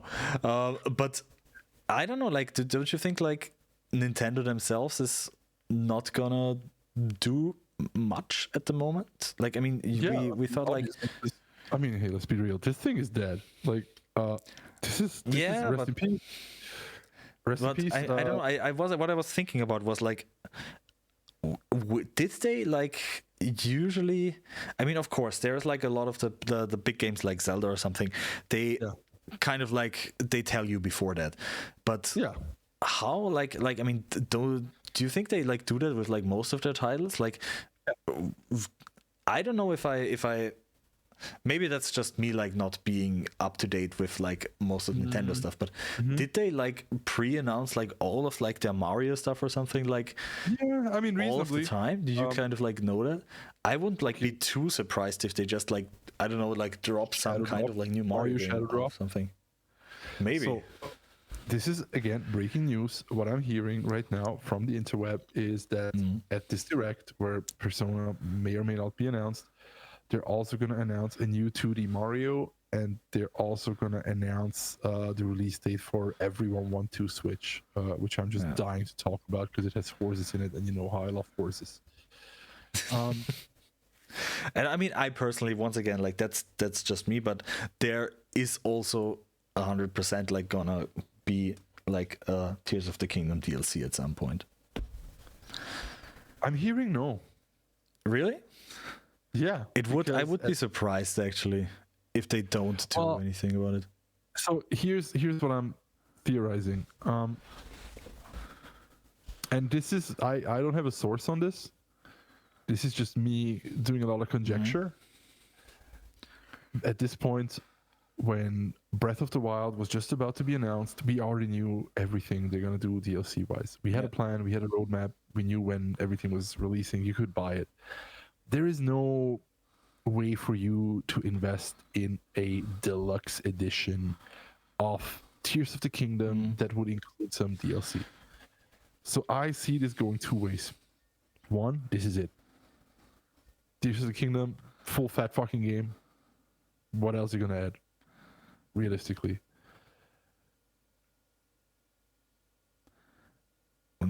Version 2? Version 2? I don't want to think about it. I don't want to think about that one. Yeah, exactly. Because I don't think I could, Breath of the Wild made sense for me, add more shit, but everything that was in the Breath of the Wild DLC is already in Tears of the Kingdom, be that the Master's Quest, be that the even the combat challenges, whatnot. I think I haven't found it, but from what I know, that Tears of the Kingdom also has its own version of the Eventide Island. And God knows it has a motorbike. Like, if you build it, you can ride it. So I don't know. Once again, like, I'm just like from what I like from the internet seers that I am lurking around most of the time. Like, I think most of people just like expect some kind of new story parts to come out for like in some kind of DLC, because that's what they did in Breath of the Wild as well. That you had like, I don't know, I think it was not that much actually. It was like 4 new memories or something. And I don't know what else. Otherwise, you had a few new shrines and I think like that one big new boss or something like this. Honestly, like, I personally, when I bought the DLC for Breath of the Wild, I felt like a little bit, okay, doesn't seem like that much for the money that I paid, but okay. Yeah, I didn't love the DLC. And I think like that's like the kind of the running gag that most people have right now. Okay, like in like a few months they're gonna like bring out a $70 DLC for Tears of the Kingdom where you get like 2 new outfits and I don't know, like 1 new cutscene or something like this. Okay, so the way I see it, this is what I think is more realistic. That we're gonna see a big update for Tears of the Kingdom for, I'm just gonna say, the Switch successor. Okay. Because I feel that ties into our earlier topic with why is there no more Nintendo games coming out. Also, happy 6th year of being announced, Metroid Prime 4. Thanks. Thanks for nothing. Don't look at me, I bought all 3, so I mean, once again, like I still hope that there's like gonna be like a little bit more Tears of the Kingdom stuff. I really like that game, and yeah, I mean, I don't know if it's like something that keeps me a little bit longer with it. Then how much would you pay I'm all for it. I don't. How much would you pay for like DLC that makes it compatible with the Switch successor? I honestly don't know. I have not enough information about that. Honestly, like I really hope that no matter what kind of console it is, there's some kind of backwards compatibility. Hey, you know what I think they should do? They should make it like this. They should just do this. I feel like this is a great idea. Hey, look, it's us, kind of. Hey, hello. They should do this. They should not put us on it. I mean, they can. I'd sell my rights, but they should do this. Just make it like a little faster, a little sleeker, and call it the Super Switch, and I will buy it. I'll buy it day one. Okay, maybe not call it the Super Switch. Just today alert. Fuck. Okay, damn. God damn it, Germany! You have to ruin the best idea in gaming. Fuck. Should have. No, but I know what you mean. Like, I honestly like I understand like the idea of like I really love the Switch as well. Like it's, I mean, honestly, it's the. Except for the Steam Deck, it's the only console that I actually bought like since what was the last one? PlayStation 3? Maybe? It's a good one. Good console. Like long time ago. But really, like, I mean, ever since that, like, okay, I can play games on a PC, I can do things like just the idea of making basically like a mobile device that's just like really optimized for gaming and that you can, if you want to, put onto a big screen. I think it's just genius. It's and from what I've been hearing about the rumors regarding the Switch successor, I'm extremely interested in that project. Be that DLSS in the dock, new NVIDIA processor, just gimme. Don't need to change a thing, just keep the same OLED screen, keep the same form factor. Fix the Joy-Con drift. Come on, guys, put the Hall effect, whatever. Yeah, I have to like replace one, or maybe just fix one of my Joy-Cons again. Please do the thing. WD-40, come on.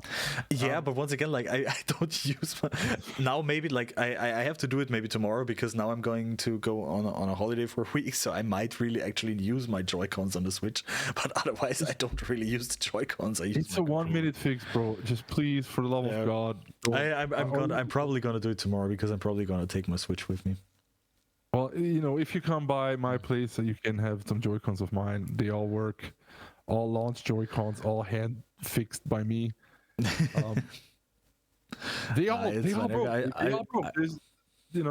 There's no, they all broke. I had to fix all of them. But yeah, I mean, I had like one of them, like my left one. I actually like replaced the joystick already. You replaced it? Yeah, I bought like 4 joysticks from the internet somewhere. I still have 3 of them somewhere, but I don't know where. I opened it up and put a new joystick inside, but now I have a drift on the other one, on the right one as well. Yeah. So, it's an easy fix, but still, I feel like this shouldn't be a thing anymore. We have Hall effect joysticks now. They work. I have a device here myself using those kinds of joysticks. I couldn't be happier. Just please, Nintendo, just do the thing. You don't need to make another Wii. You don't need to make another Wii U. Just make another Switch. You don't need to innovate. You're good. Just make it. That's like faster. that might actually like be a reason why it might take a little bit longer. I think Nintendo is the kind of company that actually wants to innovate.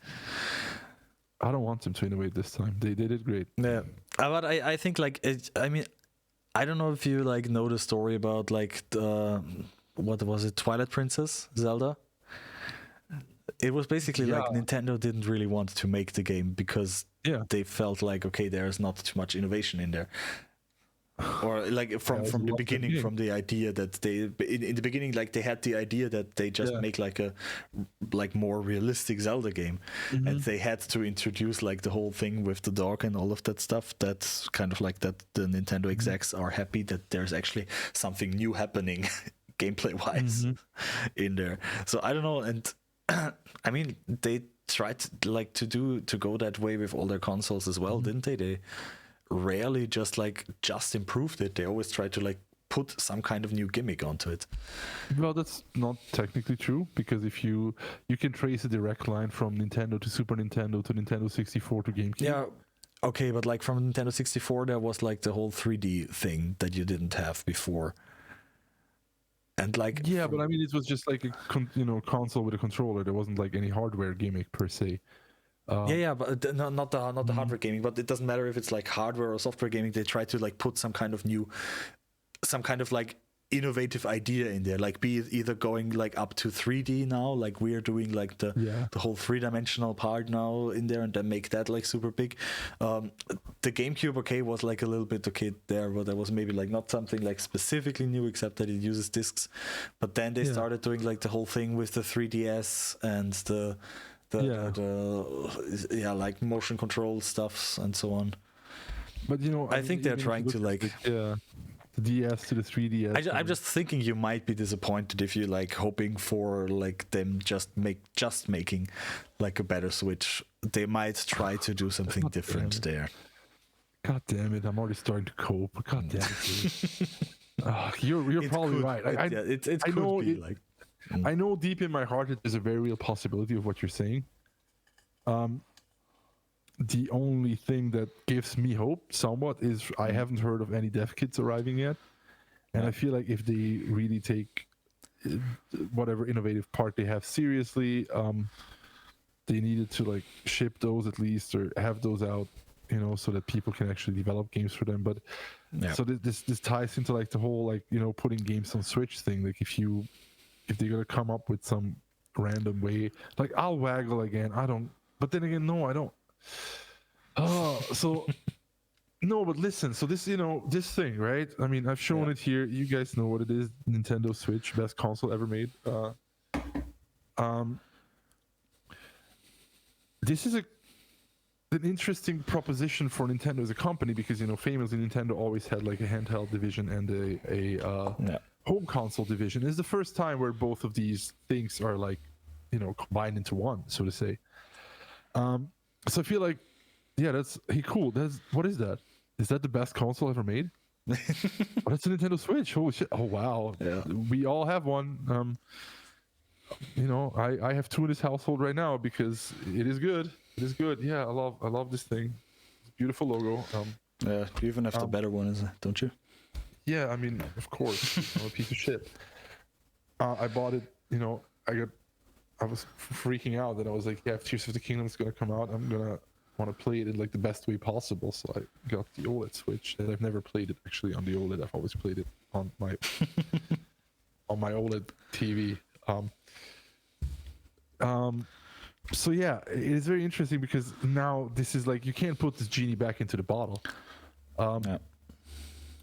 And also, I think if they were just to make like a better Switch, they could also still keep feeding the previous Switch with software for time forward and just have like better graphics and maybe 60 frames per second on the new Switch. The new Switch. There's something. NS. No. No. God damn it. It somehow doesn't work. It's just I'm sorry. Maybe Switch Pro. SP is that Switch 2? I don't know. But I feel like this is a sustainable way because you talked about this with the Embracer report that like everyone's bleeding money. Hey, I don't need a more complex game than Tears of the Kingdom. Like I don't want to play Starfield on this thing. I don't give a shit. But I feel like this would be a very good way for also Nintendo to like remain profitable even in their software segment. And we're talking about a company that sold like 100 million Mario Karts, so clearly their software segment is doing very well. Also, we're due another Mario Kart. I feel like if to make one and put it on Switch, I think a lot of people would buy that also. Or maybe even they would buy the Switch 2 if that was like a thing. Just an idea here. Don't need to pay me.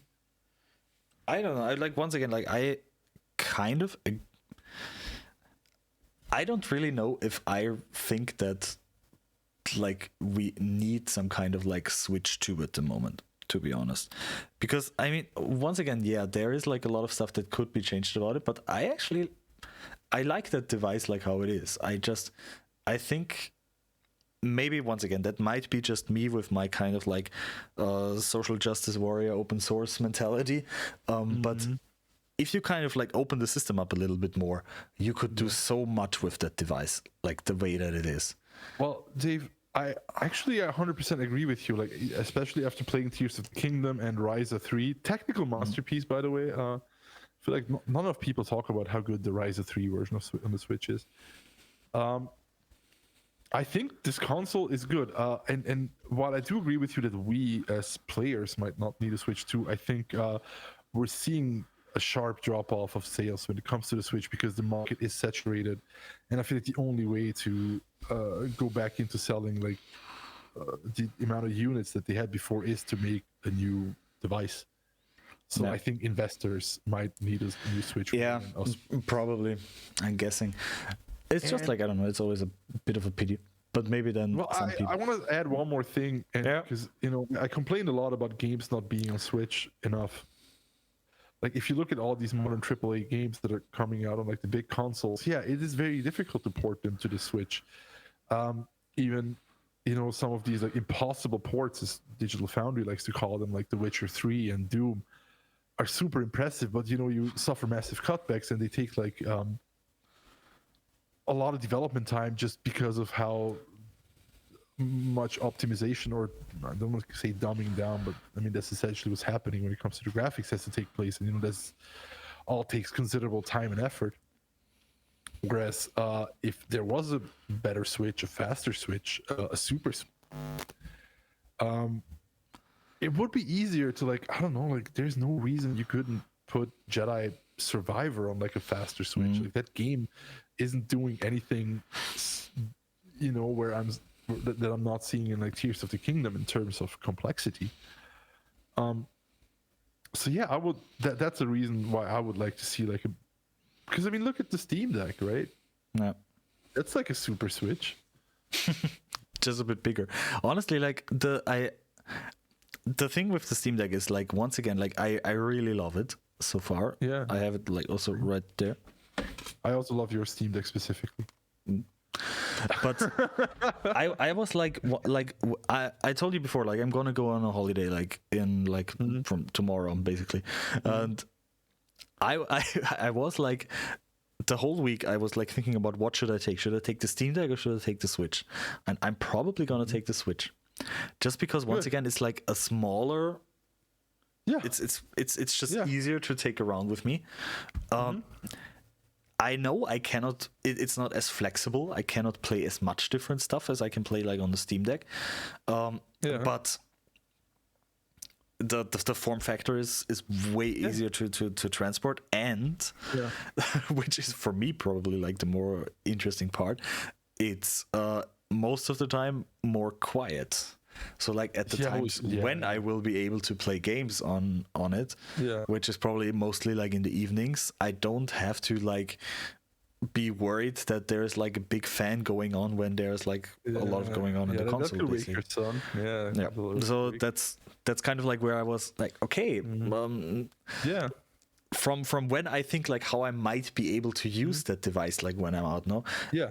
The Switch is probably like the better choice, and I still like. I mean, honestly, I have YouTube on that thing, so I can also just like when I'm like in bed and I don't want to sleep, but like my boy's like right next to me or something like this, I can just put my Switch on to like there and just like watch YouTube videos or something like this. 100%. Ever since Bluetooth headphones work with it. I don't need that much more. The only thing that you still need now kind of like is like a camera on it, and then you can really use it like the Pura Pet in Tears of the Kingdom. The Pura Pet, huh? So what games are you gonna play in your holiday? I don't know, honestly. Like, I mean, I still have like I'm probably gonna like go through a little bit of Zelda stuff just to prepare for 1 or 2 videos that I want to make. I still have like I have like the whole. Subscribe. Yeah, like and subscribe. Obviously, you're maybe gonna see see this podcast on YouTube anyway. That's what I have 1 or 2 video essays that I even already finished recording, where I just have to like film some B-roll in game and then cut it together, which I'm probably gonna do after I come back at some point. Just didn't have the time so far. And one other one that I probably still want to make about Zelda, where I probably also gonna have to like do a little bit on there. So I'm gonna do that. Obviously, I still have Minecraft on there, which I'm gonna play most of the time when I don't play anything else. And I was actually like thinking of getting the second Hyrule Warriors. Sorry. Yeah, like it's already a little bit older, but like since I'm still like in the Zelda thing, then why not? Yeah, sure. Why not get used to 20 frames per second? And I am actually like thinking of since there might be Octopath 2 soon being like a thing or something, I was like thinking of like maybe playing through Octopath Traveler 1. What are you talking about? Don't you know that game? Yeah, I'm just. What do you mean soon be a thing? Yeah, because I don't have it. Oh, okay. I was like, yeah, Octopath 2 is good. No, but for me personally. Okay, good. I was like, but I kind of like I also haven't played the 1, and like I remember that was like one game. Skip one. Really? Go straight to 2. Yeah, skip 1. Don't worry about it. 2 is. Yeah, I thought like okay, I thought like maybe starting that, and I thought like okay, maybe 1 is like the thing like to go. Download the demo for 2. Your save progress carries over. It is a wonderful game. I put 40 hours into it. It is gorgeous. Okay, headphone change. Welcome back. Welcome back. Welcome back to hell. So good. We have a few other things that caught our eyes and ears during the last few weeks. There is actually a lot of stuff happening with Apple. Apple, it's something to eat. I mean, it grows on trees. Yeah. It gets quite colorful sometimes too colorful. It falls on people's heads, and it can be quite tasty. Yeah, the fruit companies. Let's talk about it. So we have, I guess, let's not beat around the bush. We want to talk about the new headset, which is the Apple Vision Pro. Yes. I'm just gonna let you take the lead on this one. I am actually quite intrigued, to be honest. I mean, I'm very sure that I'm not gonna buy it, just because it is super expensive, and also it's not coming out in Austria. Probably not, but it's not.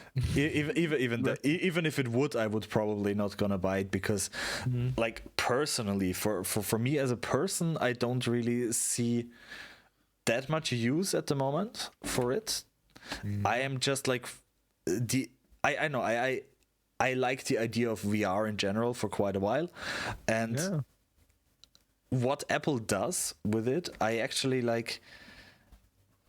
I don't know. It seems interesting. It seems like this could be like a device that, I don't know, might be it might be something to consider, like in a working environment. Listen, man, can you please put it up in the middle? Let's show the people there, in case they missed it. It's what Apple's most viewed video of all time. Wait a minute, this is perfect. This is good. I'm gonna quickly make you a little bit more quiet. That was quite loud now. Well, I'm sorry you pulled up. Don't worry, it's fine. Yeah, it's fine. So yeah, I mean, I got nothing. Like, I feel like there you go. This is it. If you want to look like a fucking clown for 3,000. Honestly, the whole thing with like this social eye stuff and so weiter, like that kind of thing is completely unnecessary from my point of view. That is not what would interest me like in this device. Yes.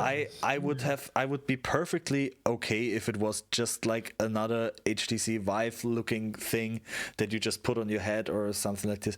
I mean, I know what Apple hopes to do with it. I just don't think it will work. That this makes it a bit more socializing, that you can look through those kind of I mean, swim goggles or something like that.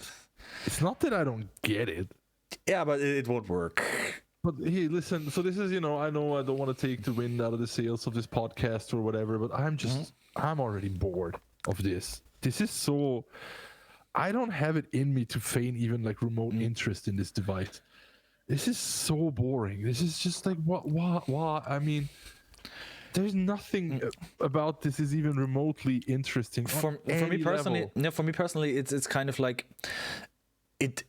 I don't know if it works the way that I imagined it would work, but if it works like in a halfway decent way, then it would solve like a problem that I don't have right now because I'm not working at a company anymore, but that I had for kind of like the last.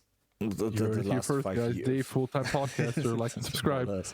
So like, you can buy Vision Pro. No, but like before, like when I was still like doing kind of like organization management stuff and so on. My biggest problem was like never that I had a computer that wasn't strong enough to do things, because what am I doing? I'm having Excel sheets and Google Docs and stuff like this open. Yeah, but now you could have them in 3D. You could mess up elections. No, the thing is like I could have basically like as much screen space as I want without having a screen. And that's the one thing that is really interesting for me. And but the other thing, $3,500 buys you a heck of a lot. Yeah, but then once again, like I probably wouldn't buy it. Like not as it is right now. I see it as a development thing, kind of like, and maybe like how you say, not really proof of concept, but it's a gadget. It's a gadget at the moment. It's kind of like a beta. Yeah, like, it is at the moment kind of like it's like a little like a beta version for what it could be. But if like this one thing, like I imagine like myself, like if I'm someone who has to work like at a quite regular office, and I want to like kind of like immerse myself into my work a little bit, so I shut out like all the other people that could like distract me. Then what I want is kind of like, I personally would still want a keyboard, because I still think I'm gonna do a lot of text work, and I think that's just easier with a keyboard than with anything else. I really do not want to have to use voice commands for everything, so I still would want to be able to connect a keyboard with that thing. But if I have like a desk where I don't have like a screen in front of me, but just like some glasses that I put on, and then I can basically like have my virtual screens on there that I can arrange however I want.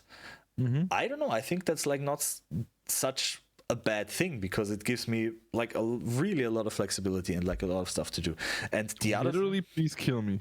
And the other thing is like this whole thing with like the stuff with the fingers. Like if that works for clicking, if that is actually something that is like, if that really properly works, then that could actually like be quite a cool use case. It does. Apparently it works perfectly. Like that is like something that I really think like would be cool for the whole VR kind of stuff. This is another thing where we have to like be more where I have to be more precise with the language that I use, because yes, technically it's a marvel.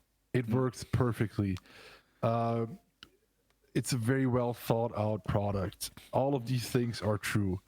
It is an absolute pinnacle of engineering in the XR space. There is no two ways about it. Yes, it is all of these things. Given the fact that I just said these things, no, it is not too expensive for what it is. It is complete bonkers level technology. You have more resolution per eye than your eye can possibly handle. This device is insane. But what the fuck? What do you want? What do you want, man? Once again, like I don't think that it's like something that I would use all of the time. It's really just like, it would be a replacement for what I used to have as a device, as a working device in like my non-creative regular office work that might allow me to do that a little bit more effective. I personally like think that the thing that I liked least about the whole idea was the part of the presentation where they showed FaceTime. I thought like that's kind of like the most unnecessary thing that you could do with this thing, because if you have FaceTime, then I really do not want to have those goggles on. And I generally also think if you have like meetings or something, or want to work collaboratively, then I also would not want to use like a Vision Pro. A lot of caveats for a $3,500 device. It's really that's why I said like I would probably not buy it. I'm just intrigued by it technically, what it could do, and what I like. For me, it was always like there was like a lot of talk that Apple was gonna be like going into like the whole VR space stuff. That they're gonna do something there, that they're gonna develop like a device on there. That has been like the talk for quite a while now. And what I was hoping most of the time is that when a player like Apple comes onto the playing field, that the other guys are gonna get like a little bit, they're gonna get a little bit more innovative as well. Because what Apple does really well is that they design really good user interfaces and like really good experiences for the users. And true. I don't know if I remember like what do you remember what laptops were like before we used to like sit at our rehearsal spaces with our first MacBooks or something like this? Before that, laptops were they still suck. Yeah, but I mean, just like I remember like when I think like about like the presentation of like, once again, like this little hand gesture to click, it reminds me of just like how amazed I was by the fact that when I had my first MacBook, that I could use two fingers to scroll. Finger scrolling still. Yeah. And if you look at all the Windows laptops, their two finger scrolling is still bad. I don't know when I have looked at the Windows laptop. Well, yeah, because they're not good. I mean, I feel like this feature, and I actually agree with your argument. Yeah. That it's going to bring a lot of refinement to the space. But I sort of disagree with your argument that Apple as a whole has brought. Well, I don't know. I feel like you're like half right, but it's not. They're definitely not the only people like that have like some influence there. Like once again, like I am. No, they are. I am not like.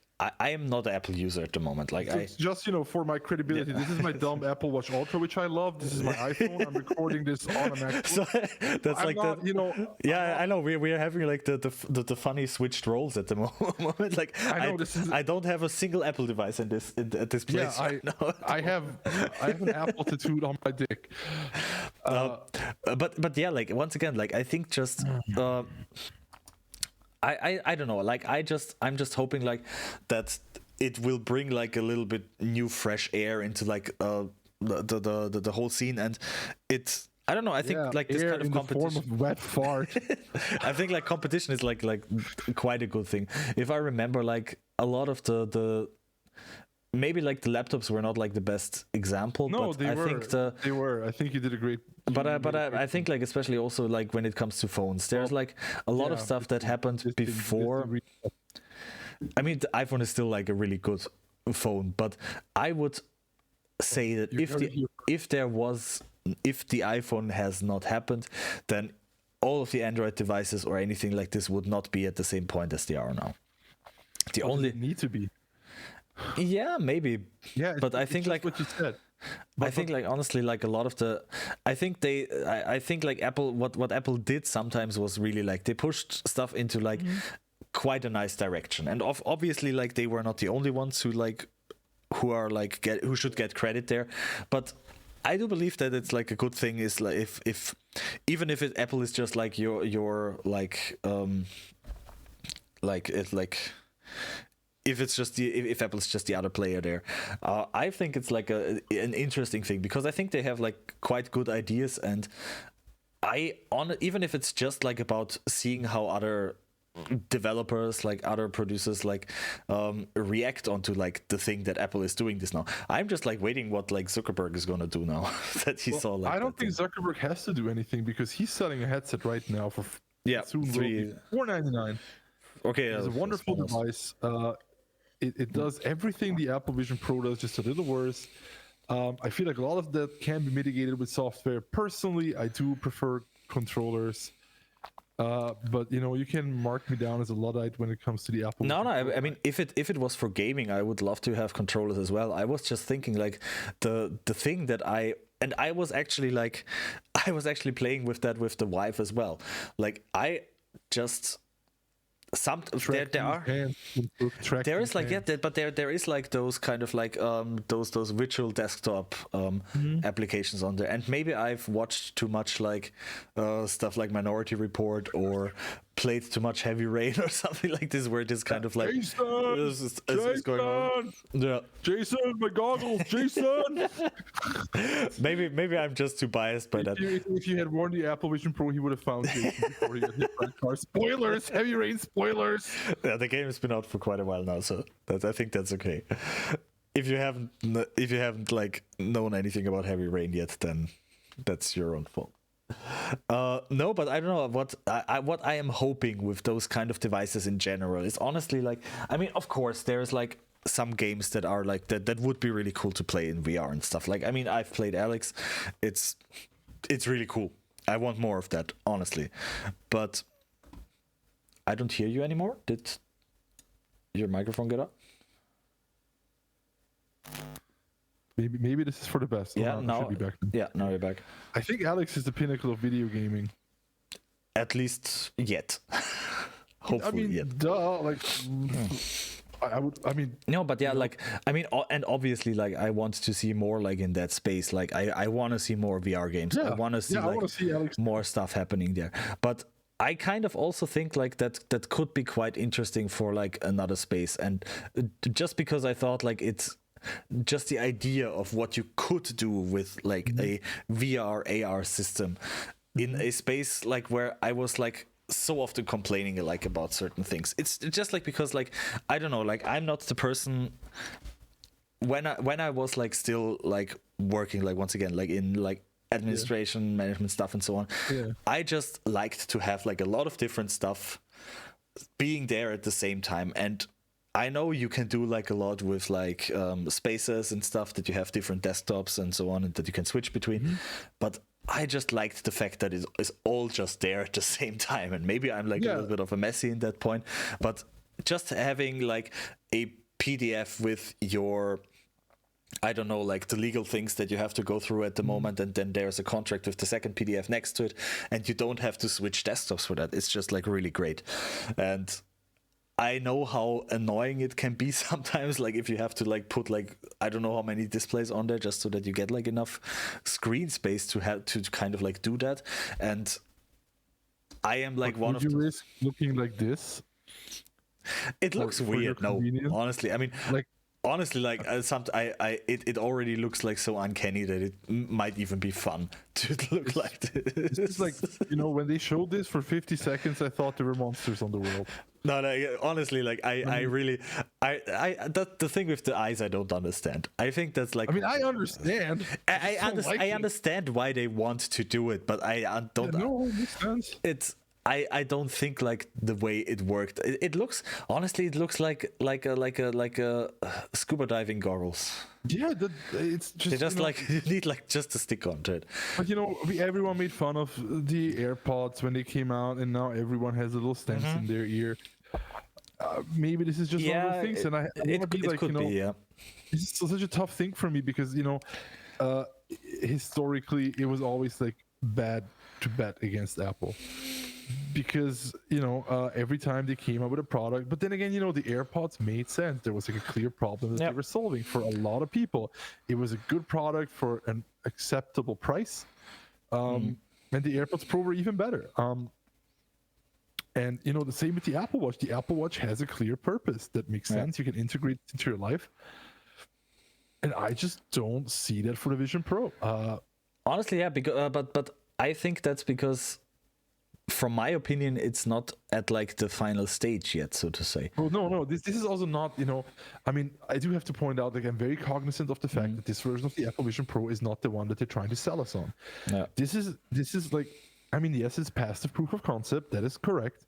But this is not the mass market device that's actually going to elevate Vision Pro to be like the one that they're actually going to market to like the common man. Mark Gurman of Bloomberg, he wrote that they're working on like $1,000 model that's going to be like more palatable. It's going to come out after the Vision Pro. I mean, I feel like the SE or something. Well, the Pro moniker kind of gives it away. Like, if there's a Vision Pro, there has to be an Apple Vision, right? Vision Air. Who knows? No, but yeah, I don't know.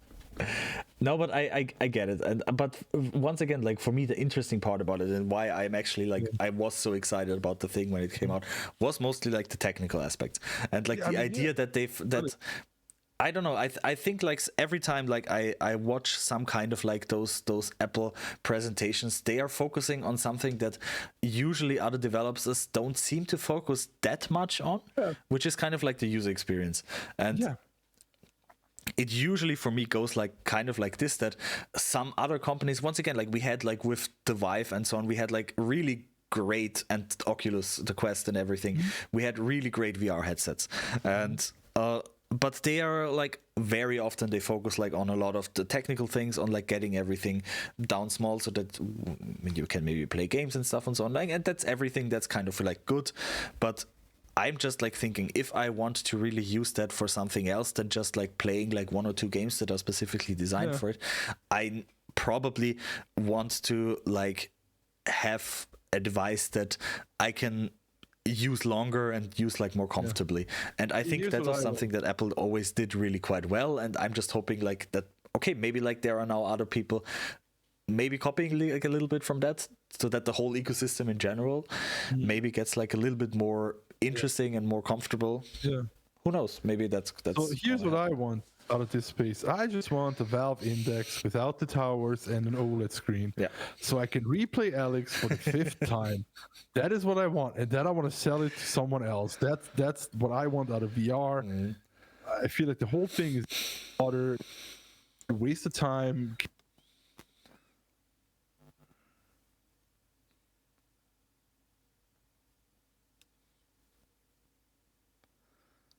Höre ich dich noch halbwegs?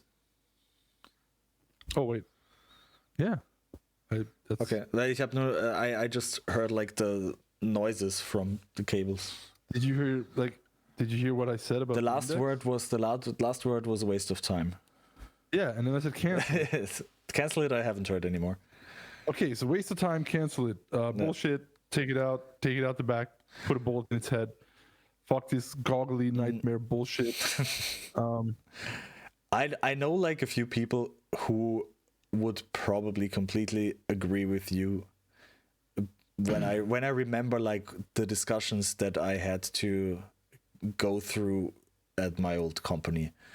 Just because there's like a few people who like they are very, how you say, they think like if you're working, it's mostly like a collaborative thing, and you should work with other people together. And honestly, if that's the goal, then I think that's like really not, that device is not going to do anything for that. But this is way. the device you can do it in, because with the Quest you cannot do it. I mean, credit for credit is due. But you generally don't need like a VR or AR or whatever device for that kind of communication, from my point of view. Well, you don't need it, but with this, at least it's not in your way. Like, I feel like you mentioned that, Apple will sometimes think about stuff that other people don't think about. And that thing in this particular case is, yes, the user experience 100%, but also the social aspect of wearing a VR headset. Like, yes, of course, this goggle see-through eye bullshit looks like a dystopian nightmare, but on the other hand, yeah, you can be present and you can see others being present in your space, and they know whether they have your attention or not. And yeah, but do I really want that from from my personal point of view? Yet now, not to say the thing that would interest me about that, about like VR glasses in general for working, specifically for working, like once again in an office environment or something like this, would be that I don't have to like connect with other people, but that I can basically in a small space create my own personal bigger space. Yeah. And that I like the isolation is like would be for me personally quite an important part for that amount of time that I wear them, so that I can more easily like designate my personal time to, this is when I focus on myself and my own work, and when I don't do that, when I want to do collaborative stuff, then I'm gonna take this device off and do something else and like let the thing sit on the desk or something like this. So yeah, I mean, but here's the thing, Dave. If they're gonna make a model that's like $1,000, do you think the googly eyes is the first thing that's gonna go? How do you mean first thing's gonna go? Well, they need to cut costs somewhere to get it to like a more reasonable price for like the mass market consumer. I have no idea, honestly. I hope so. I honestly like what would be fun, like once again I'm thinking too much like in once again like the open source hacker thing. It was so fun to like if you can change that somehow, if you can hack that thing so that you can change that around. Yeah, that would be like really cool. And once again I am back in. Like if you just like imagine you have like those big anime eyes on there or something like this. I mean, I'm sure there's going to have FaceTime filters. I'm sure you're going to be able to do something like that. And, I mean, you're not wrong to think about this. There's definitely going to be someone who's going to jailbreak that. Well, not just jailbreak, but Apple is banking on developers to make things for this. Yeah, of course. I mean, the whole thing like with the gaming port was... Yeah, that's... I mean, yeah. I mean, once again, like the gaming port is like the next... This Apple gaming thing is like probably the next thing that's like a little bit because it's wine. It's like it is a good crossover technically. But but I mean, it's like the same kind of wine that I've been using for I don't know. Like I've been using like this the like when I still had like a Mac. Like the similar kind of wine project to try to get games working. I have a wine project every day, my man. And it has no, but it has like from what I've seen so far the same pros and also the same cons with like all the other wine applications on Mac so far. More cons, I'd argue, because you're talking about a completely different architecture. Yeah. Because not only are you porting DirectX to Metal. Yeah. Via Vulkan, if I'm not mistaken, you're also porting x86 or x64 code to ARM. No. But also you're porting shaders if I'm not mistaken. So there's a lot of porting happening. Don't get me wrong, it's really impressive. Valve shown that with Proton, a lot of these things can work quite well. Yeah.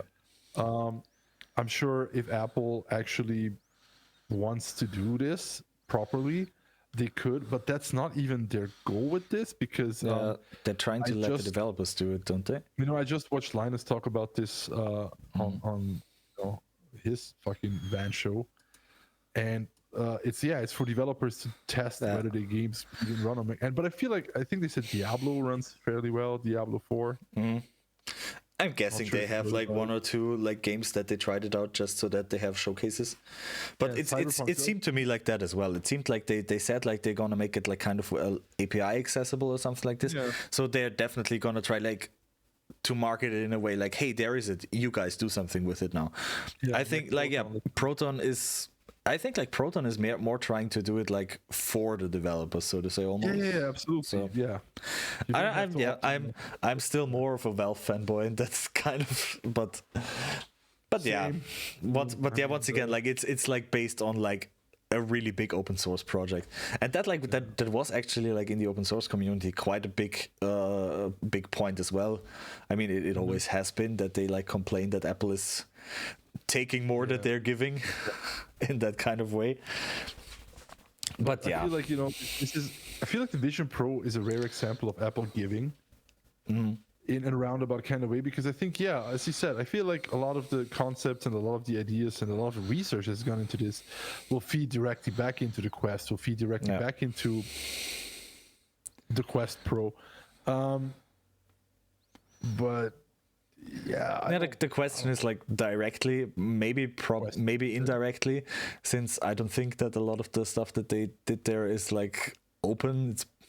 Apple is gonna be proprietary, so it's gonna feed back in there. But not obviously not the code or the tech per se, but but I'm still interested in what it's gonna like bring with it. Once again, I'm pretty sure I'm not gonna buy anything like that, even if it was like out around here, or even if it would be coming out in Austria. But I'm sincere in what I'm gonna tell you right now. Everything that you described that you like about this, if you're willing to stick to a keyboard and a mouse, the Quest can already do. Yeah, and the Quest 3 can only do better. I don't think. I honestly like even the I think I haven't like tried out the latest Quest with all of that yet, but I would want to check it out. Like most of the things, like I've tried a few of the software solutions there for the Vive, and the experience on there was not yet on a level where I would say that I would actually want to spend a typical office day. Well, neither will this be kind of stuff. Other reasons. Like I know it might very well, you might very well be completely right about that. I'm just like hoping it pushes it more into this direction, because I believe like Apple has like the ability to push quite well when it comes to that. That's like why I'm so interested in this. Yeah, I hope it fucking dies. So okay, good. You wanna go sleep, get some rest. I think we're like almost 2 hours in. We're 2 hours in. Like and subscribe. Do not hit the dislike. Hit the bell as well. Everything is fine. Like every kind of interaction is good. It's all just gonna like give us more region.